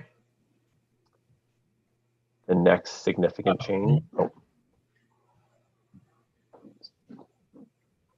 The next significant change that I see is in. You had your flag up. Go ahead. Oh. Sorry, it was just on paragraph 4B. I said this to Dave offline, but I just found it a bit confusing and just wondered if you ought to just start that 4B with net realizable value.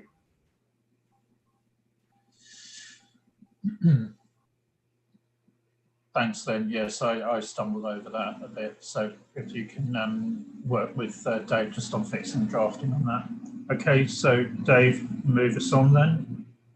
Obviously, we won't do anything with current service value at the moment. So I think the next significant change, we deleted the definition of value in use on page, at the very bottom of page 38.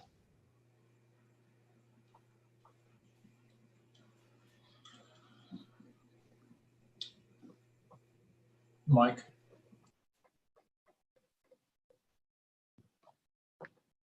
You're on mute, Mike.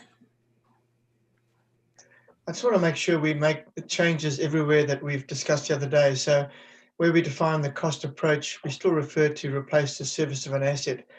Are we going to change? It's not the service of the asset, it's the service potential of the asset. Are you going to do some sort of word search to make sure we pick up all the changes? Yeah, and I think that's, you know, we'll pick up as many of those changes as we can during the meeting. If there, you know, there's still going to be a final sort of editorial process to go through to make sure that where there are inconsistencies, we should try and pick them up. And certainly on that annex, consistent with the request from the board yesterday, there is a need to update the drafting in the appendix on current service value. Okay. The next change comes in paragraph 11, and this is a direct instruction from the IPSASB from the October meeting to clarify initial measurement.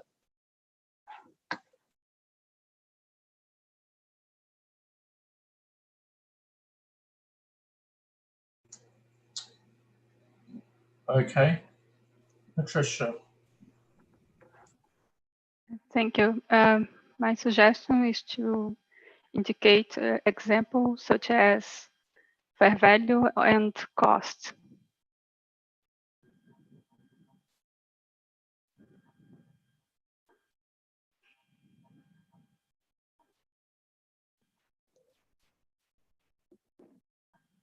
In item B.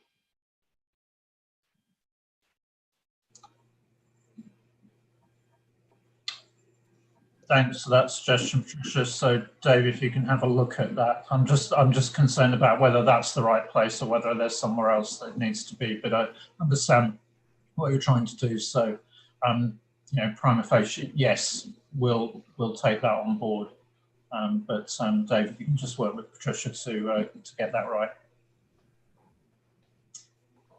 Next is in the deemed cost section, paragraph 14 through 16. We made some wording updates to reflect the discussions we had in October.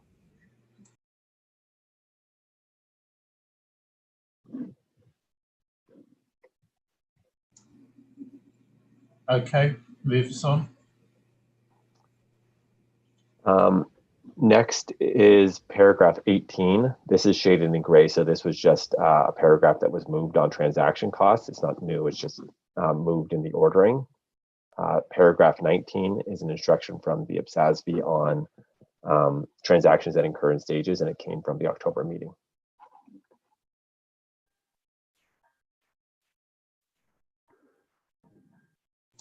Patricia.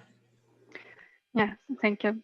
I think the item 11B is sufficient to explain in some situation the transaction price. It's not used as initial measurement.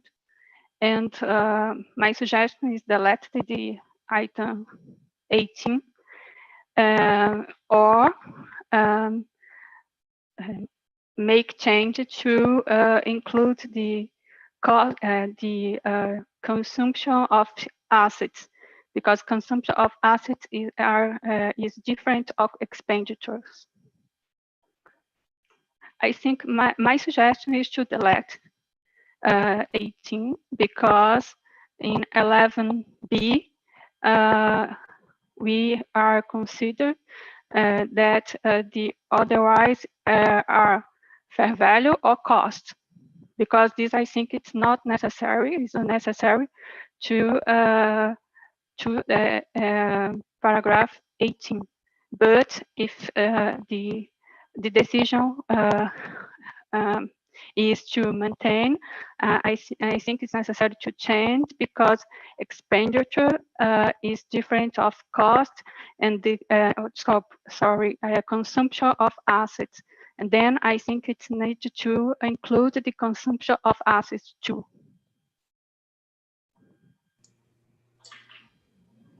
Dave, can you take that point away and work with Patricia on that? Because I think I'd want to see what the changes are on 11 before then seeing what's appropriate elsewhere. I mean, clearly the two potentially are linked, and we need to be consistent. It may just be explaining the terminology rather than the. Sorry, it's 19. Sorry, it's 19. No, not 18. Right. Okay. I mean, I think the same. That point applies, that we need to look at those two together to make sure we've got consistency.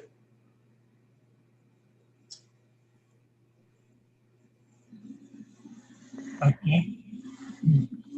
So the next change is paragraph 20. Again, this is highlighted in gray, so it was just a paragraph that was moved in location.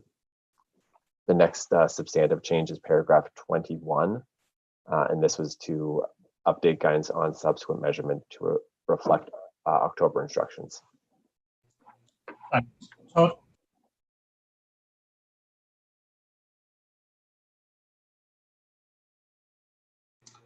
Todd, go ahead.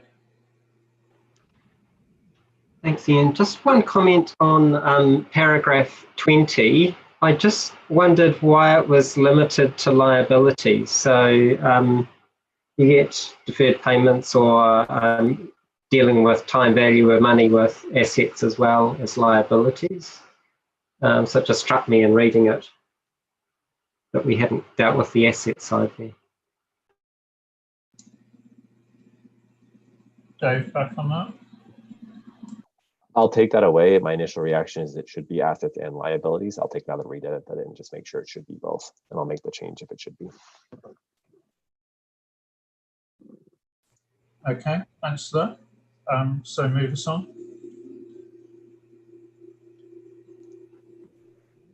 So I don't see any comments on paragraph 21. The next change was in paragraph 22. We moved the section that's deleted because it didn't relate to measurement models. We moved it down to the next paragraph, paragraph 23, which is measurement basis, and then updated the text in paragraph 23 just to flow more appropriately.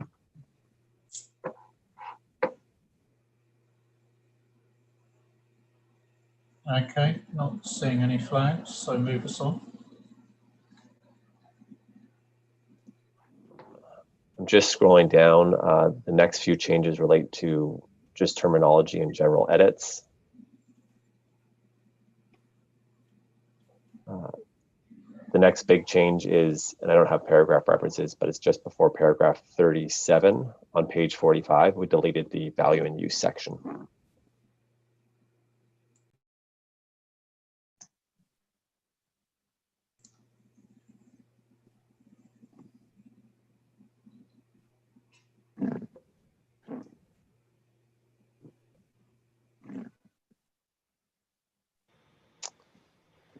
You were muted, Ian.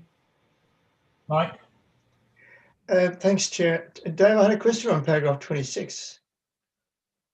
You say that following initial measurement, the value of the asset liability is not remeasured, but we revalue assets all the time. So am I missing something there?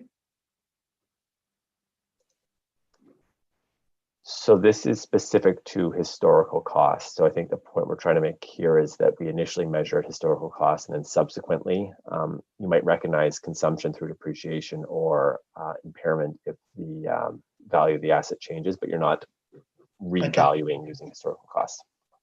Okay, thank you. That may be a drafting change just then to underline that that point. Camira and then Lynn. Thanks, Chair. I also have a comment on paragraph 26 because the change, well, the new drafting makes could be misleading. With so a reader can think that they do not need to depreciate or impair or amortize, and I think it is better explained in the conceptual framework, paragraph 7.22. So there is better explained. So maybe we just need to import that text here so that it's more clear. And the other comment was on paragraph 27. I think we should start that paragraph having the same definition that we are providing of well, current service value in the other agenda item, only for consistency reasons. So, thanks.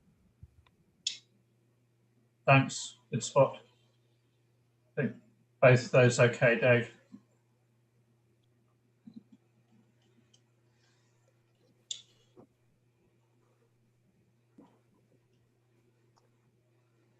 Okay, so move us on.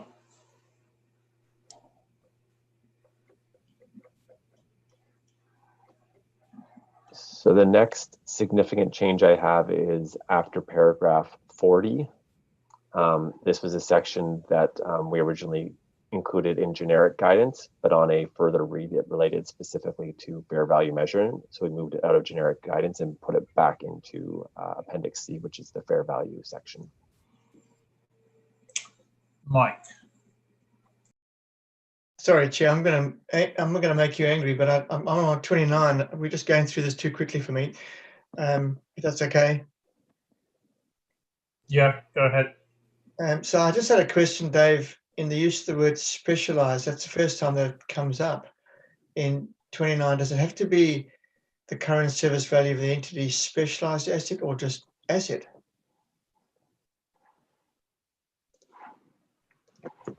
Or was it specific asset? Yeah. I can take a look at that. Thank you. I can see that. I can see, you know, you look right on that, Mike. But yeah, take a look at that, Dave, please.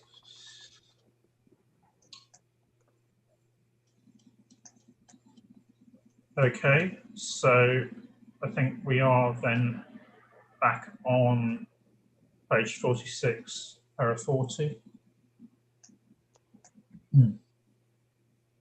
So this change, as I said, was to move guidance back into the fair value section.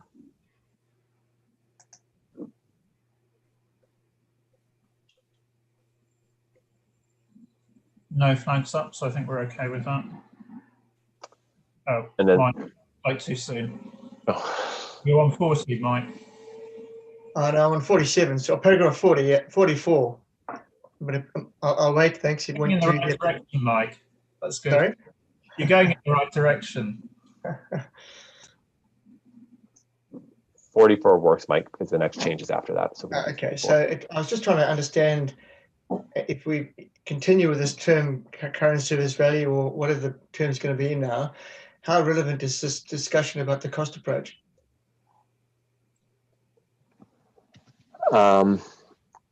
So it's relevant because the cost approach is used in multiple measurement bases. So it's also used in fair value as well. Yeah. So we need to have generic guidance that can be applied, whether it's in current use value or fair value. So even though there's a lot of similarities, well, I guess that's the reason there are a lot of similarities, because it can be applied under multiple measurement bases. Okay. Okay, thanks. So I've got Camille and then Patricia. Thanks. I'm paragraph 45. I'm wondering if it is necessary to include that paragraph, because we are again referring to the modern equivalent asset and even using the latest available technology. So I think that is too restrictive. So thanks. Thanks, Camira.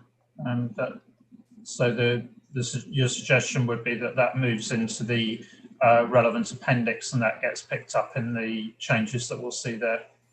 Yes, yes. Dave, okay on that? I'll look into that and I'll have an answer. Yeah, and I think that was probably Patricia's point as well. Yeah, she's nodding. So Todd, next to you. Thanks, Ian. I just had a question on paragraph 42. So we talk about revisions resulting from a change in the measurement technique being a change in estimate, and then we go on to say, however, they don't need to make the disclosures in IPSAS 3, but don't explain why.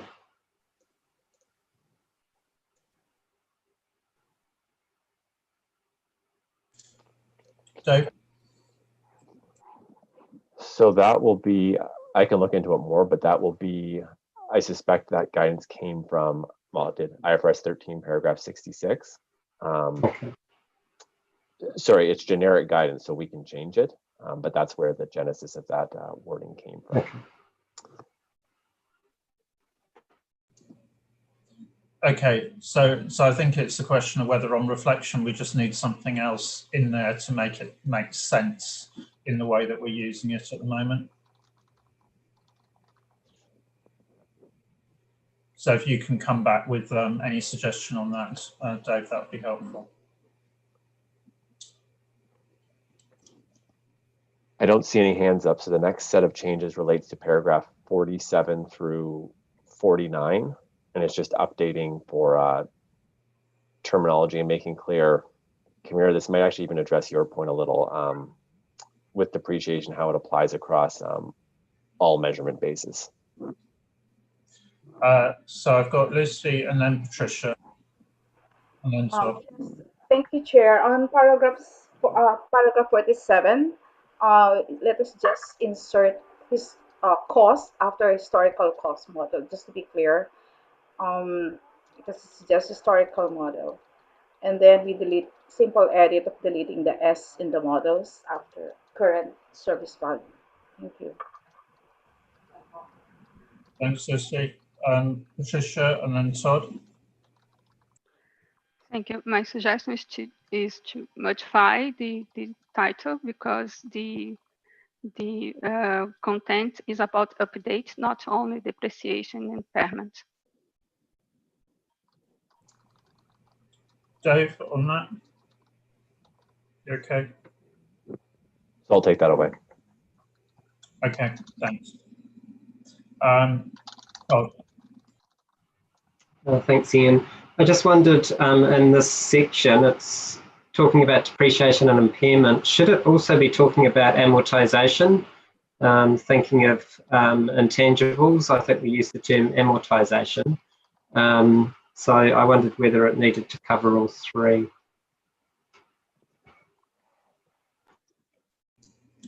Dave? That's fine for me. I can do a word search where we use amortization. It's supposed to cover depreciation and amortization, and I can do a word search, like I said. I mean, it may be as simple as actually, let's have a look at the results of that, because we might want to just make that assertion once, if you like, and that it does cover all of that. But if you're okay with us taking that approach, Todd. Are you still in, Todd, or are you okay for me to go to Mike? Okay, Mike. Thanks, Chair. I just wanted to check with Patricia. You're suggesting the heading is wrong, and I think you're right, because 49 talks about liabilities. Is that what you were getting at?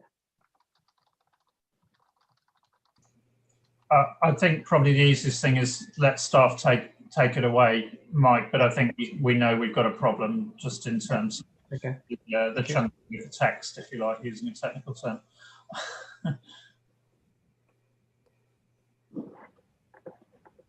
Okay, so move us on then, Dave. So the next, and it's right after, is deleted text related to specific guidance that we pulled from Ipsis 21 and 26 on depreciation impairment. In October, the IPSASB thought it was too specific, so we left it in Ipsis 21 and 26 and kept it more generic, and those are the paragraphs 47 through 49 we just went through. Okay. Good. Move us on.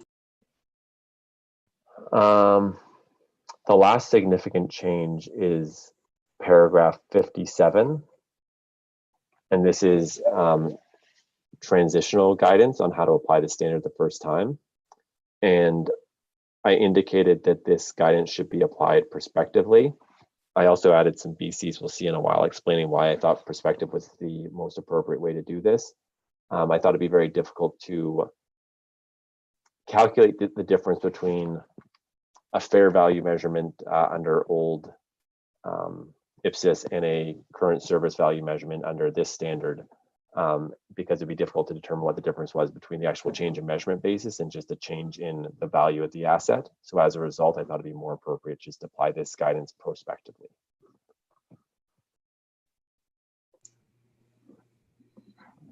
Lynn, you want to come back on that?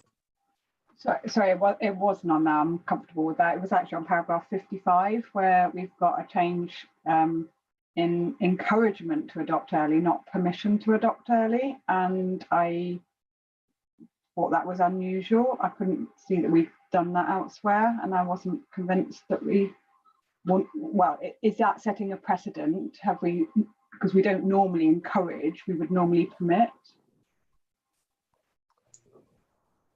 So I will double check with Joao. I thought what I was doing was being consistent with our other EDs, but I may have changed that word incorrectly. So I will come back to you and make sure that I have been consistent with how we write that paragraph now. Yeah. So anybody disagree with the addition that Dave's made on paragraph 57, prospective application?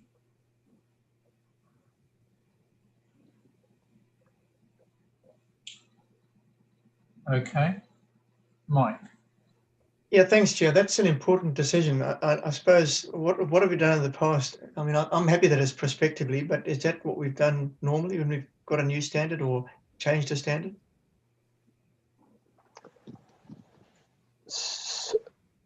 So I'd say often we will do retroactive or retrospective application. In this case, I suggested prospectively for the reason I proposed. It's also consistent with how the IASB moved to IFRS 13, and that was for the same reason. They didn't think you'd be able to accurately determine what the adoption change was versus just the change in value of an asset or liability. So, Dave, I probably should know the answer to this, but have you explained that in a basis for conclusions? Okay. Lindy, you're in on this. Yeah, it was just to clarify, I think it's linked to the same, paragraph 42, where we said it's a change in estimate, because you are just changing an estimate, which is prospective. I guess the difference will be if you change the basis or you change your accounting policy, then it's retrospective. But this is, if we are just applying the standard going forward, you're just changing your estimates of fair value or your estimates of current service value, which you apply prospectively in terms of IPSAS 3. Thanks, Lindy. Neat. We just need to make sure the basis of conclusions say that. But I think you're right, Dave, as well. The consistency with IASB is also, a helpful precedent. But I think the explanation Lindy's given is the principled explanation. So that's helpful. Thanks. Useful to bring our attention to that.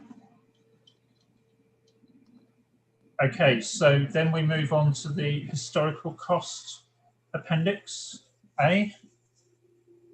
So I'll try to do this in order, but maybe a quick summary of historical cost. It's been slimmed down quite a bit because we brought the initial measurement guidance up into the core text. This wasn't reflected in the October version yet, so a lot of the text that has been deleted is now in the core text. So the first change really relates to after paragraph A2. And this is text that I believe it's no longer necessary because it's been moved up to the initial measurement text. Go ahead, Todd, and then Patricia. Thanks. I just had a small point on paragraph A2. The wording that's used there isn't entirely consistent with the definitions and the actual standard, and I think they should be aligned. So if we can just make sure that the wording in A2 aligns to the definitions earlier on in the document. Sorry, Todd, just to check your point then, are you on former A2 or, oh, sorry, no, right, okay, got you. Yeah, okay. Yeah, A2. Yeah, okay. Thanks, Dave, if you can take that one away and address that. Patricia? I think the item I2 and I3 is should be retained because present value information about the how to use the cost cost model, and it's aligned with conceptual framework that explain some things that they're in A2 and A3 too. If the A2 and A3 are deleted, the conceptual framework is more detailed than the specific guidance. My suggestion is to retain A2 and A3. Thanks, Patricia. So I think we've got a balance here, haven't we, between what the material that's been moved into core text, and it may be that what we need is some sort of residual reference that makes the link between the appendix and the core text. But Dave, can you take that one away and have a look at it? And as Patricia said, we do need to make sure that it's consistent with, and we've got at least the amount of explanation that's in the conceptual framework. So I will take that away. I will just say the only point to consider is that, remember, you have to read this with the core text. So I do think we have the same amount of guidance or more than in the conceptual framework. You just need to read two different sections. And then it may just be then that we need some kind of link paragraph that actually just makes that join and pushes you over into the, and then it will tie up and make sense. Okay, so if you can just perhaps decide what needs doing, you think needs doing, and cross-check that with Patricia to make sure that that addresses her point. Okay, so we're probably on this section on initial measurement that starts A3 on page 52. So this is just the only retained text now is just one paragraph that refers you back to the core text. We've deleted everything else.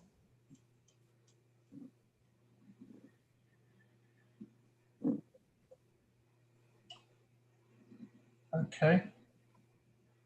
And I think this is where it'll be easier next time round when we see it with the changes accepted, so that you actually can just straight read the text. And then the next change is in subsequent measurement. This is paragraph A4. This is on page 55 of the document. And what we did here was we really truncated or made the subsequent measurement guidance more concise. So we've deleted some paragraphs and made the guidance more concise.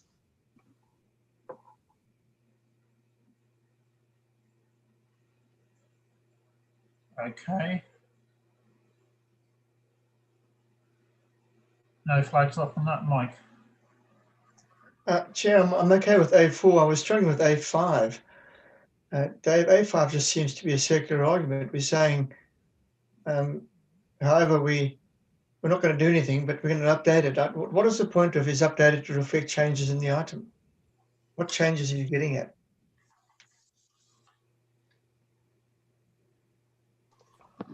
So I see what you're saying, Mike. I think this can be clarified. What I'm trying to say is in current value measures, you update for current market conditions. So if there's changes in interest rates that actually impact the value of the asset, you update those all the time. Whereas you don't update those, or you don't take those into account for historical cost measures, but you do update for consumptions or impairments. Yes, you do. So I can clarify that. Yeah. But I see what you're saying, where changes in the item isn't necessarily clear. Yeah, I wasn't sure what you were getting at. Sorry. Okay, thank you. Let me just make a note. Yeah, thanks, Dave. And I think Lindy was probably, you know, going to make a similar point. So.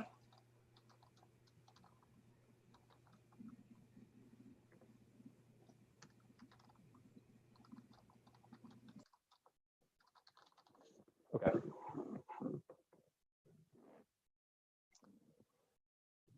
So the next section that I have is amortized cost, and this was to the deleted text relates to an instruction from the IPSASB, I believe, from October to move specific guidance related to Ipsis 41, retain that in Ipsis 41, and just keep the generic guidance in this section, which is A6.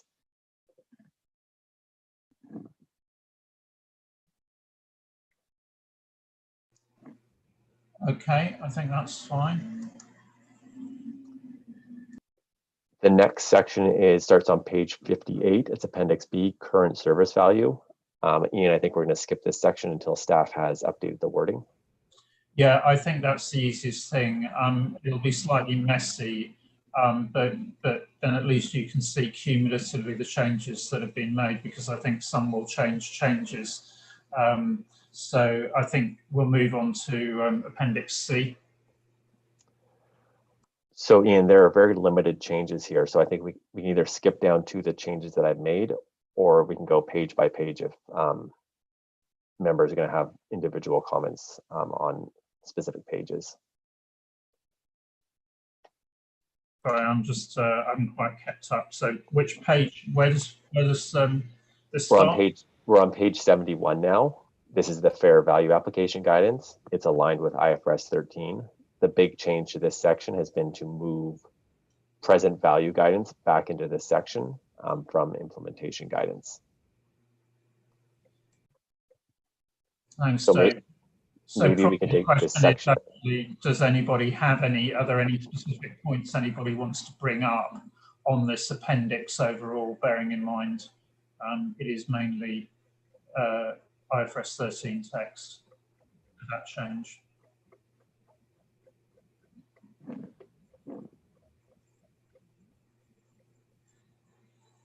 Okay, so I think we then move on to Appendix D. I'm just scrolling down. I think we might have this similar, we might want to do Appendix B in a similar way, Ian, because there are very few changes to Appendix D. Mike has his hand up. Oh.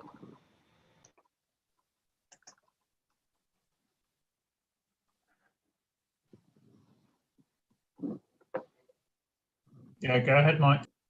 Thank you, Chair. So I'm on paragraphs. I know we wanted to skip through C, but C35.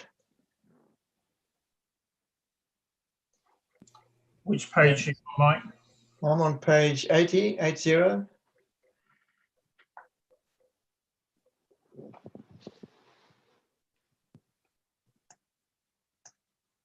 just wondered if that, again, that's one of the consequentials, Dave. The heading replace the service of the asset needs to be changed. I'll look at that as part of current use value, service potential, service capacity. Okay. Thanks, Mike. Are you okay with the rest of the appendix?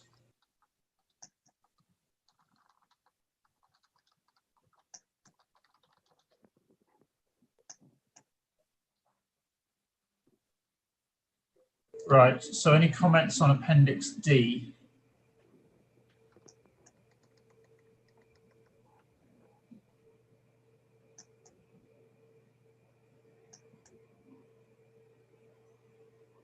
No, so then we move through to the basis for conclusions.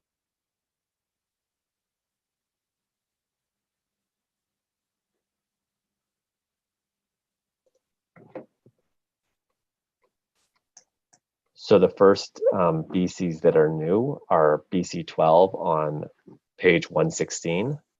We've inserted guidance on the structure of the measurement standard, and that's BC 12 through BC 14.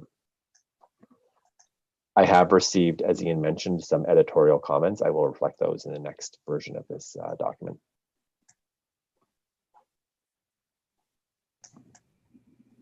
Okay, that's fine, not seeing any flags up.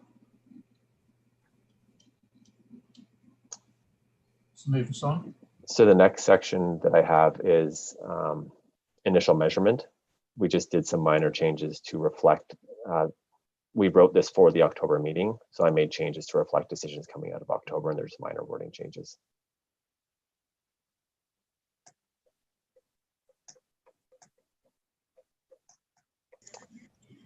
Okay, I think that's fine.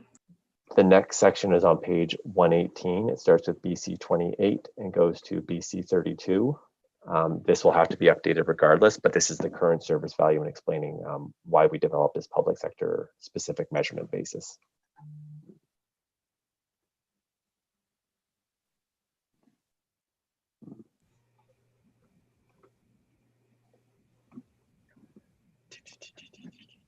The next section on page 120 will also have to be. Oh, Mike. Sorry, Chair, I'm not quick enough for you. And on page 117, there's a heading subsequent measurement. BC 22 talks about IPSASB noted that Chapter 7 of the Conceptual Framework sets out the measurement objective. Because we're making changes to that chapter, is that cross-reference still correct? I can check that. Oh, I guess I'll have to check that as part of,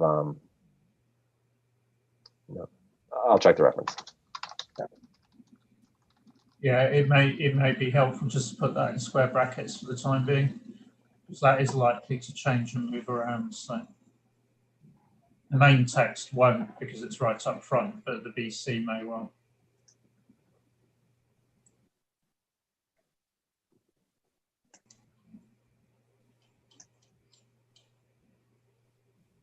Okay, so recognizing that BC 28 through 32 will be updated, any comments on the changes made to date, in addition to the issues we've discussed?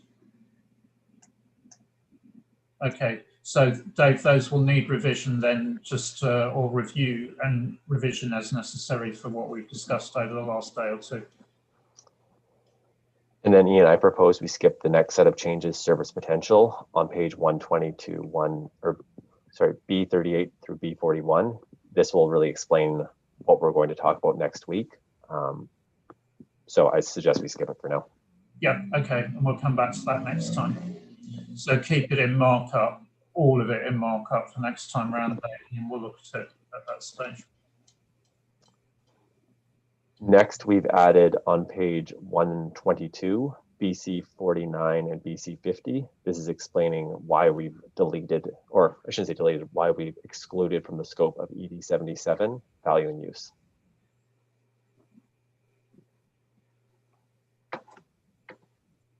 Lynn, you want to come in on that? So I'm happy with what's been put here on value and use. I wondered if we ought to do the same for net realizable value, which is still in the literature, but we've decided not to put in here. And we ought to explain ourselves potentially on that.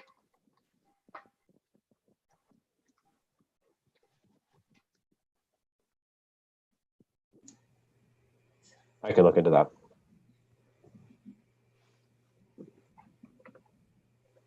Okay.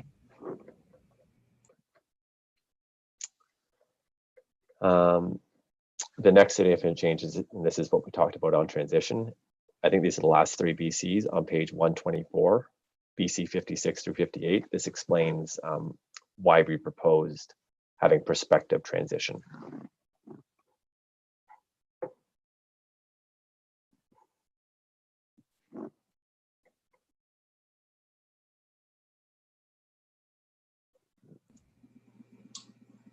Okay. So that takes us through the core text, appendices, and the BCs.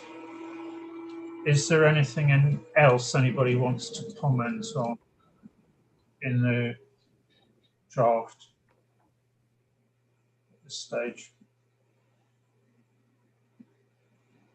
Okay, so Dave, let's just go through next steps then in terms of what members can expect to see next week. And again, if you have any drafting comments that you haven't yet passed to Dave, please can you do so ASAP. Dave.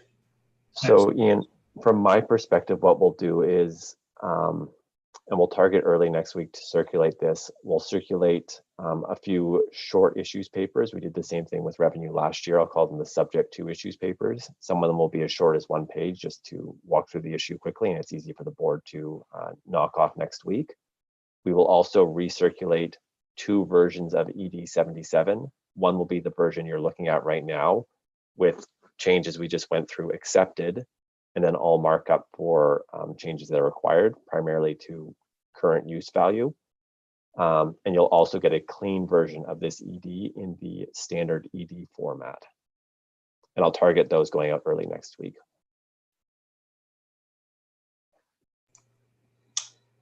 Thanks, Dave.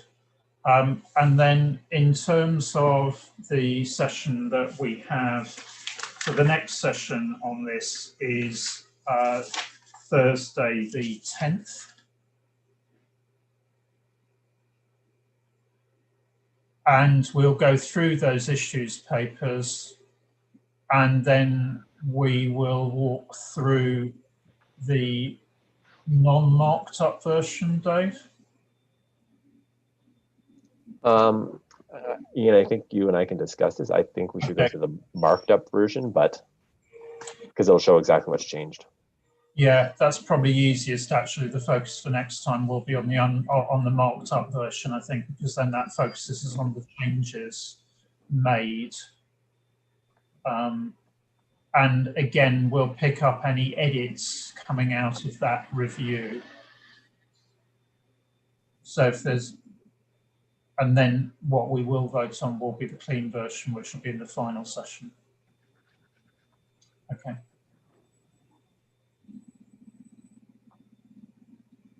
Okay. Good. Right. Okay. So that's us through on 77.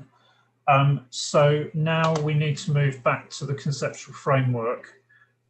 Item 4. John, back to you. Yeah. Thanks, Ian. Dave, perhaps we could start by just putting slide 4.2.3 up as a prelude to the page by page. If that's give me a second, I'll put that up. Yeah, thanks, Dave.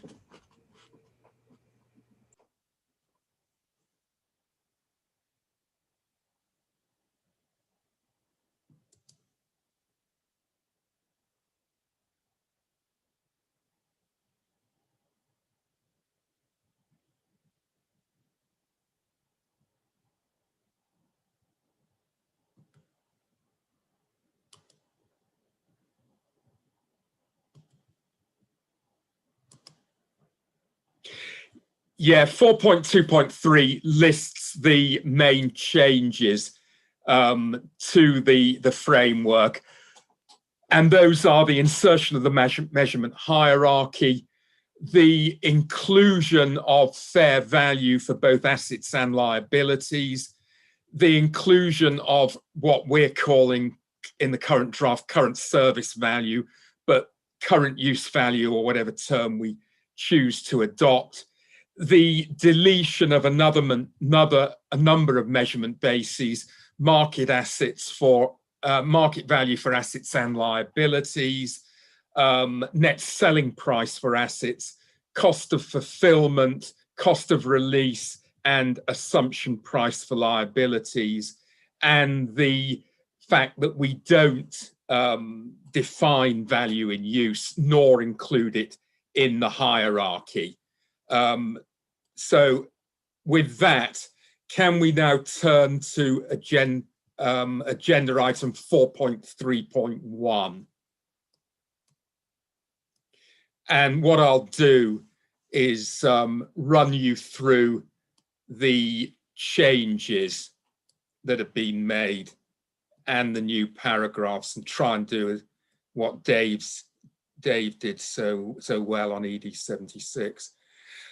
Firstly, just to note that the objective of measurement 7.2, that's been switched back so to... Before you get into this, so for clarity, as we've done with the ED 77, if, as John goes through the sections, if members have comments they want to make, put your flag up and we'll try and pull you in. Yeah.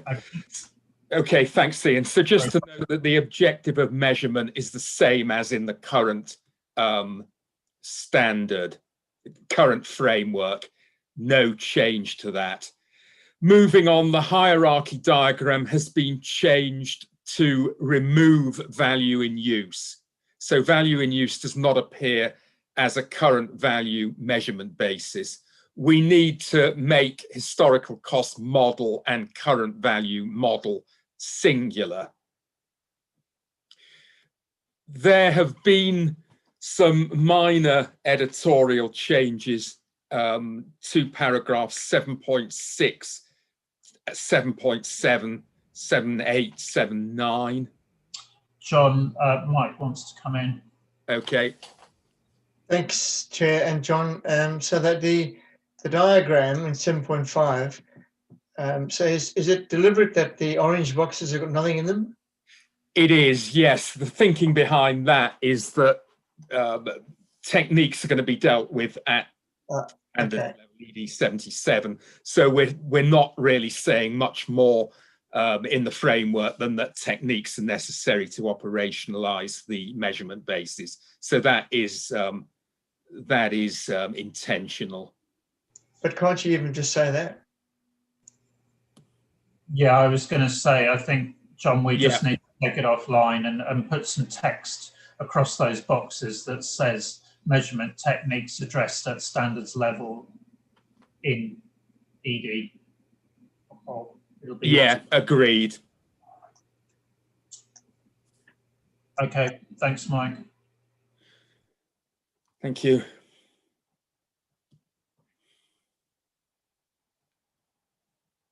Any comments on 7.6 through 7.9? Okay, so I've got Lustvi and then Lindy.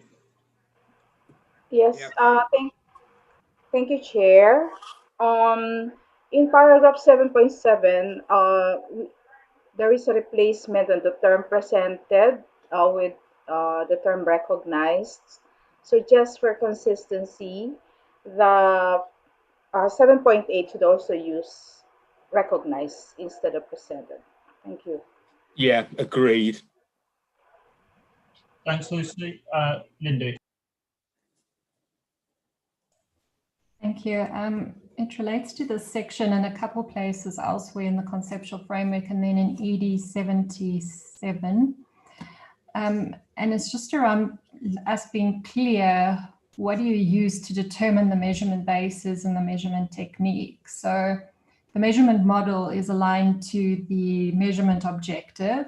The bases, in some places we talk about the QCs, in other places we talk about the QCs and constraints. And then on the techniques, there's a discussion on the characteristics of the asset, the QCs, the purpose for holding them. So I think it's just a consistent message. What do we use where? Because it seems that both in the conceptual framework and in the measurement ED, sometimes it's different messaging. Okay, yeah. Thanks, Cindy. That's good.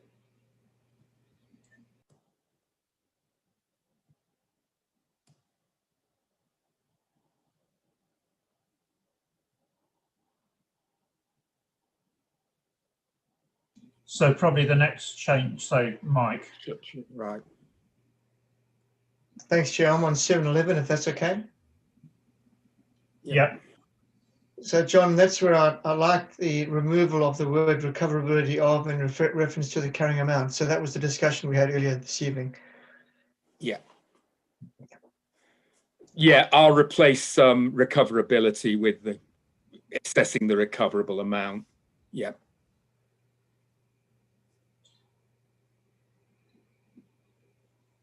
Thanks. So I think the next changes are on 7.13.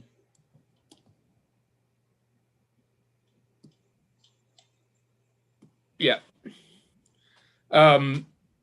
This is simply a signposting that value in use is what it says. So it's not, it's been taken out of the list in 7.12, and this is just an indicator that it's discussed later in the chapter. Thanks, John. Lucy? There, on 7.3, let us just be specific on the list being referred to. So maybe we can say that it's not included in the list of measurement bases, instead of just plainly stating it is in this list.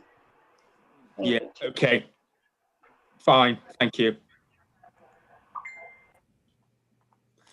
Moving on, the next change is 7.14, and that's really as a result of the fact that we're sticking with the current measurement objective.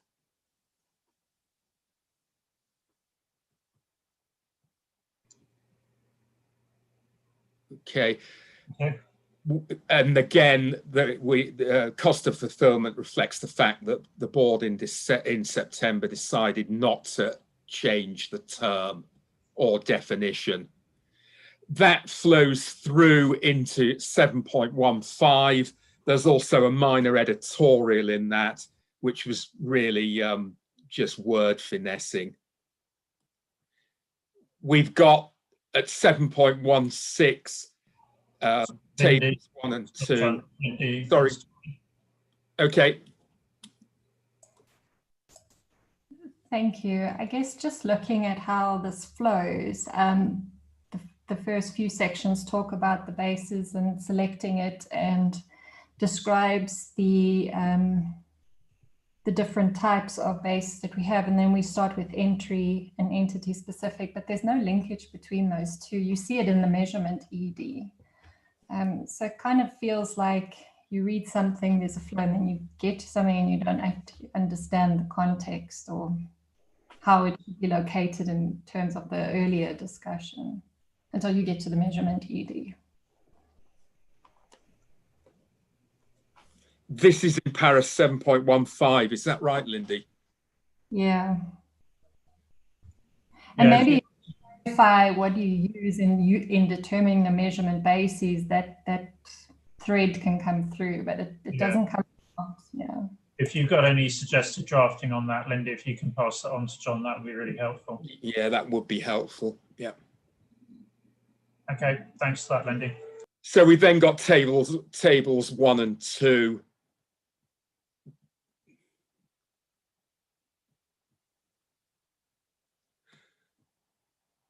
Moving on, minor changes to paragraph 7.18, again reflecting the fact that we decided to retain cost of fulfillment.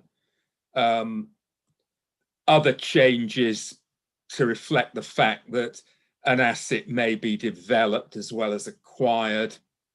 That's in 7.19. May I move on? I'm not seeing any flags up, so I think that's fine to move on, John. Yeah, 7.22, we've got some change. Which, just as I said that, Mike put his flag up. Right. Sorry, okay. I'm on 7.23. I'll wait for you, John. Oh, okay.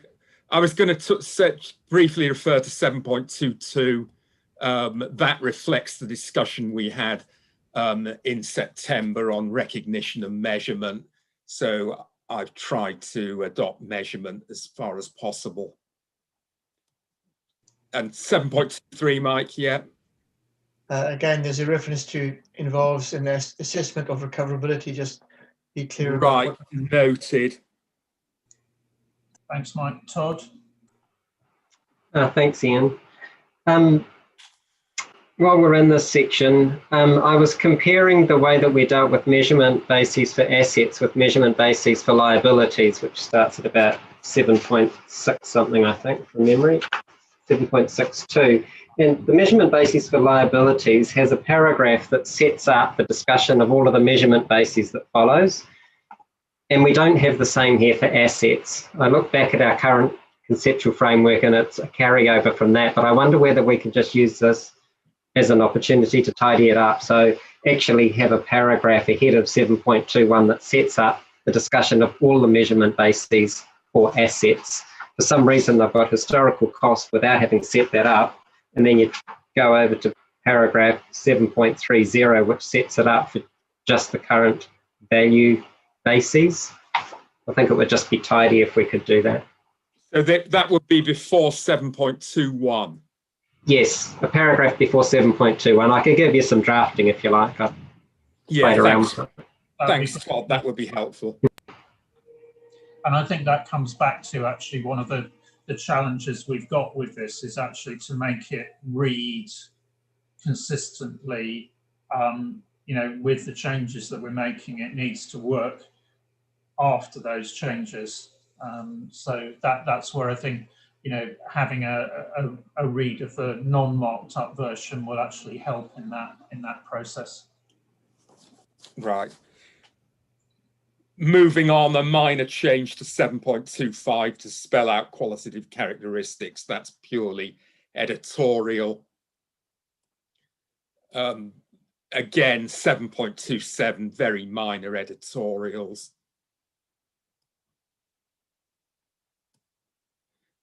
7.31, deletion of value in use and insertion of, at the moment, current service value. That will be changed.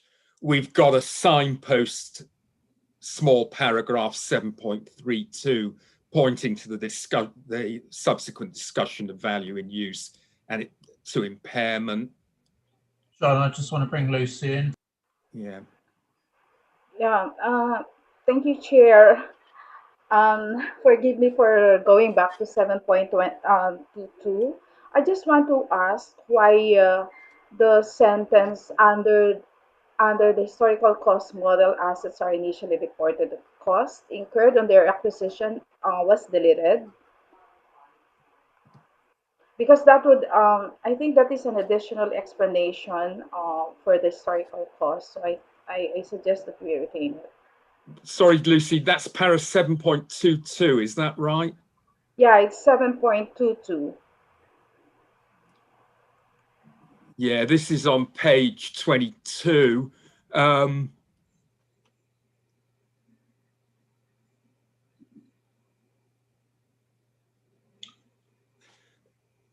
I think it would make sense to have another look at that, John, from the point of view of consistency. I think it was moved, Lucy, because to reflect the fact that there won't always be a cost. So if there's no transaction, you know, there will have to be a deemed cost. That wouldn't be acquired, but I'll look at that. Okay, and I see agreement with what you've said then from Todd. So yeah, you can do that. That'd be good. Thanks, John. Okay. Yeah.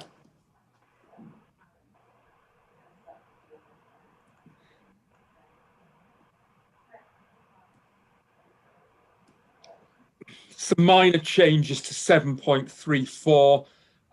I took out the first sentence because I didn't feel that actually related to the topic of fair value.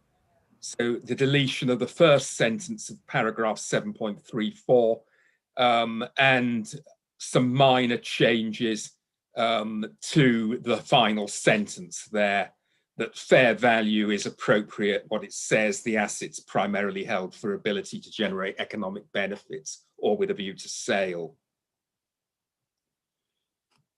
7.35, and this flows through to other paragraphs. I've deleted open active and just put orderly. That's to ensure consistency with ED 77. Dave, I think that's right. Perhaps I could ask Dave to confirm. But yeah, he nodded. Can I just Lucy in? Yes, thanks, Chair. It's just wrong referencing to paragraph 7.35. I think that is 7.37. Thank you. Okay, we'll get that sorted. Yeah, some cross-ref. Thank you. Moving on. Some changes to 7.36. Again, mostly editorial, with the clause in the middle of that paragraph being moved to the end, where it's really a conclusion of the paragraph. And a missing full stop. Okay. Carry on. Yeah, carry on. 7.37, discussion of orderly markets. Point about using a more concise term already made. Everything else flows from that and is editorial.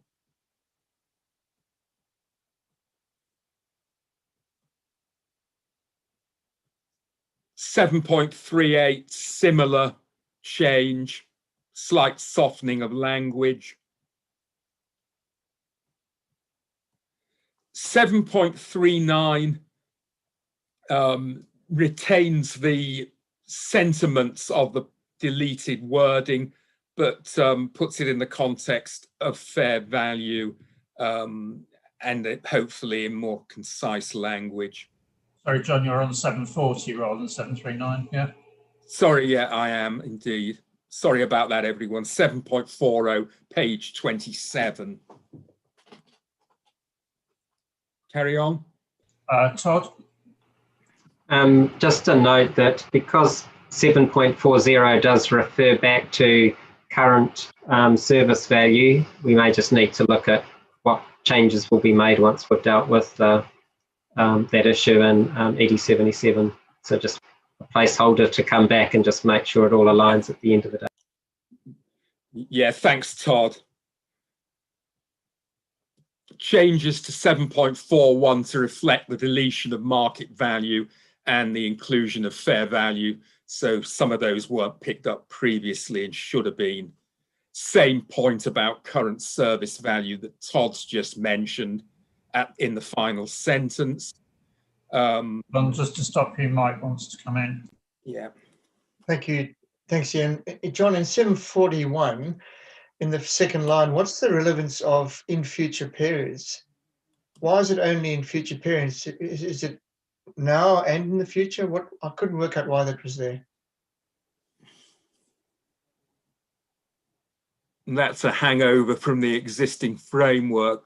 To be honest, I tend to agree with you. Okay. I don't think it relates to future period. I think it's now and future periods, so we can probably get rid of that. Yeah, I think I would take it out if that's okay, Ian. Yeah, I'm seeing nods on that, so I think that's a good suggestion, Mike. Okay, Adrienne, you want to come in? Yes, but I'm sorry, I want to go back to 738, and maybe this is a marker to have a discussion offline, because it's the same question that I keep bringing up. I keep saying, when we can't use fair value, what are we using instead when the market is not orderly or when things are too specific? And Ian answered me pretty clearly on this will be handled under impairment. So then I look at paragraph 738, and the final sentence in that paragraph is, there are techniques for this, but they're determined at standard level. And to me, that isn't the same as saying the only time we're going to deal with this is under impairment. So I continue to have the same issue of how are we handling markets that are not orderly, that are depressed, or there's some kind of system-wide problem? And when I see such techniques are determined at standards level, I don't understand how we're explaining how we're handling that. Now, I realize I'm raising this several times, so maybe this is a conversation that we don't want to have here, but can I just flag that 738 to me doesn't answer my question, and maybe can we answer my question at some stage somehow, not necessarily in the meeting? Well, I think what this is doing, if I could respond, is to acknowledge the situation that there may be circumstances which are described, and in those cases at standards level, you've got to look at techniques, and indeed in a financial instrument context at different levels, and that sometimes you will actually have to determine values which are not observable. So I think, John, probably what we need to do is actually just introduce some additional drafting which actually addresses Adrienne's point, because some of this is about how you operate the different levels in IFRS 13 in that context and so on. So actually, I think, Adrienne, you're right that there is some further drafting which actually needs to go in there, which indicates the types of situation, and that's addressed within the, at standards. So it's just actually, it's too abbreviated, too concise at the moment. So if we can look at that, John, bringing something in on that. Ross, yeah. you want to come in? Yeah, just on that point, I think following the end of 738, we should reference the measurement ED in particular as your lead into that, and then that will flow to the various standards, because I think, and Adrienne, I'm happy to have a chat with you online to walk you through the standards on this, but we do have guidance in the various standards on how to deal with active markets and inorderly markets and how to measure things. So yeah, I think it's actually getting that at summary level so that you can see how it's being addressed, which then addresses, I think, Adrienne's point. So thanks. Yes, if you can do that, Ross, and then we just need to agree that extra bit of drafting that basically addresses that. So I think that will be useful. So thanks, Adrienne, for that. Then we move back on to 740. I think we've covered 740, haven't we? Yeah. The section on current service value, John, I think if we can come back to that when we've addressed the points, because we're going to have a specific discussion around all of that. Yeah, that's fine. Linda, you wanted to come in? Sorry, yes, and it's kind of just a question, and we have to look at current service value, but just when we look at the application of the QCs, kind of arguing against having current service value, because we're saying that using this model, this basis is complicated and very judgmental and maybe not often used.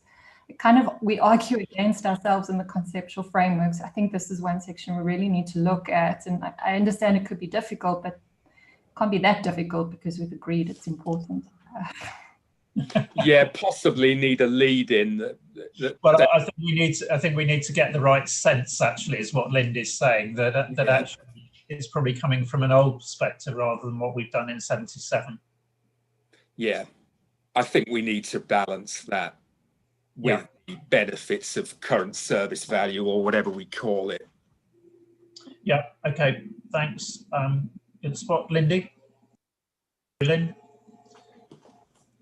Thanks. Sorry, I just wanted to just do a bit of a sit back on the fair value section, where, a lot of the section when I read it is why, in essence, fair value is not really useful in the public sector. And I just wonder if we've gone a bit too negative on fair value, because it is relevant in the public sector when assets are held for their financial capacity, on which we only have about 2 sentences in 742. Well, it is in fact only 2 sentences.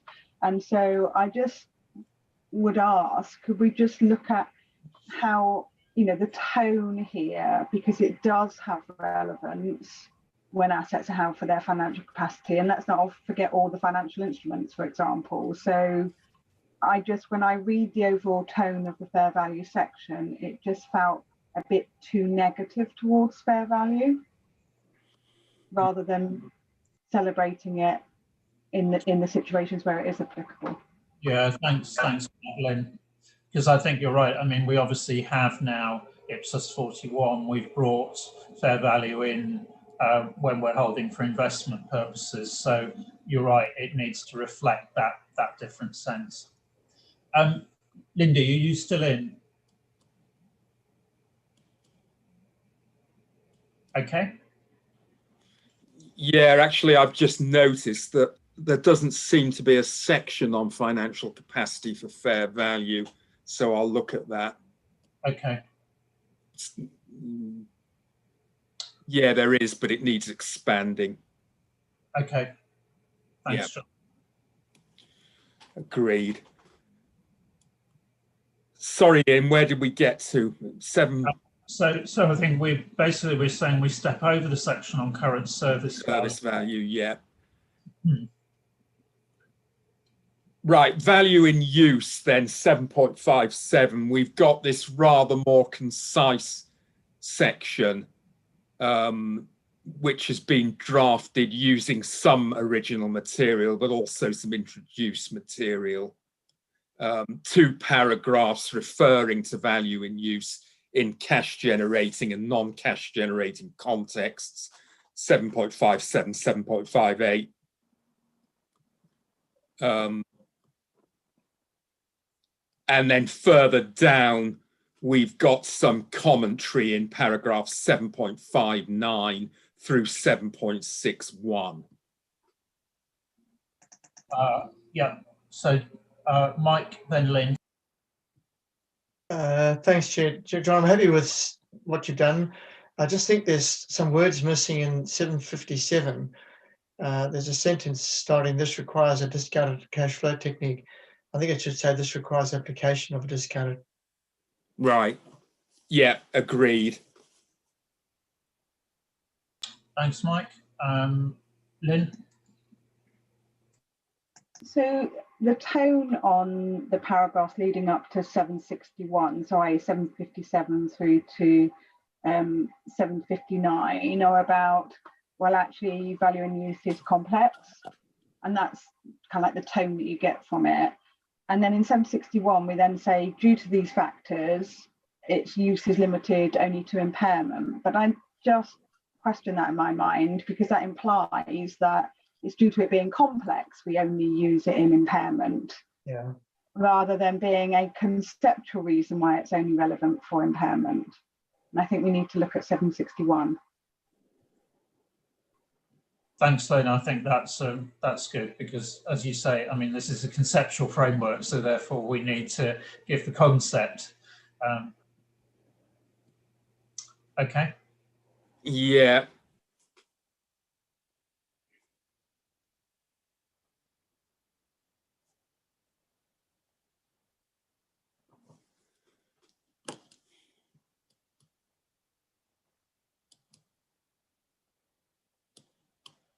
And then we're on to the liabilities section, I think.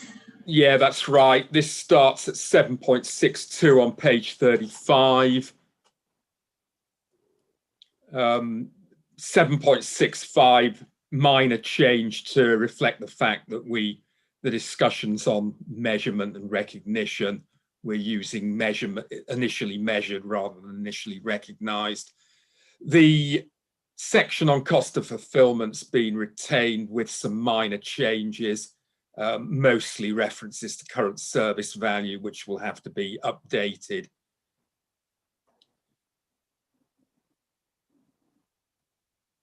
Moving on,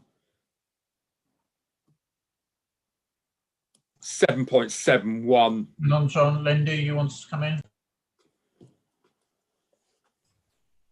Thank you. And it was just questioning, it's paragraph 7.64 and 7.65, whether we need to have the discussion on time value of money in the conceptual framework, and it's not only assets, it's also liabilities, it's also assets. So I know it's a historical thing, but I just wonder if it should still be in here. Yeah. I mean, as the grey shading indicates, those are substantially unchanged paragraphs from the original framework. So probably what we need to do is make sure consistency on assets and liabilities then. Well, I think Lindy's point was more, is this actually too low level for the framework? I think the question is, have we got it elsewhere, or do we just actually make the drafting consistent? Sorry, Lindy. In ED measurement that we have this. Okay, so if you can have a look at that, John, then and see whether we need it here. Yeah. Or something very concise. Okay, thanks, Lindy.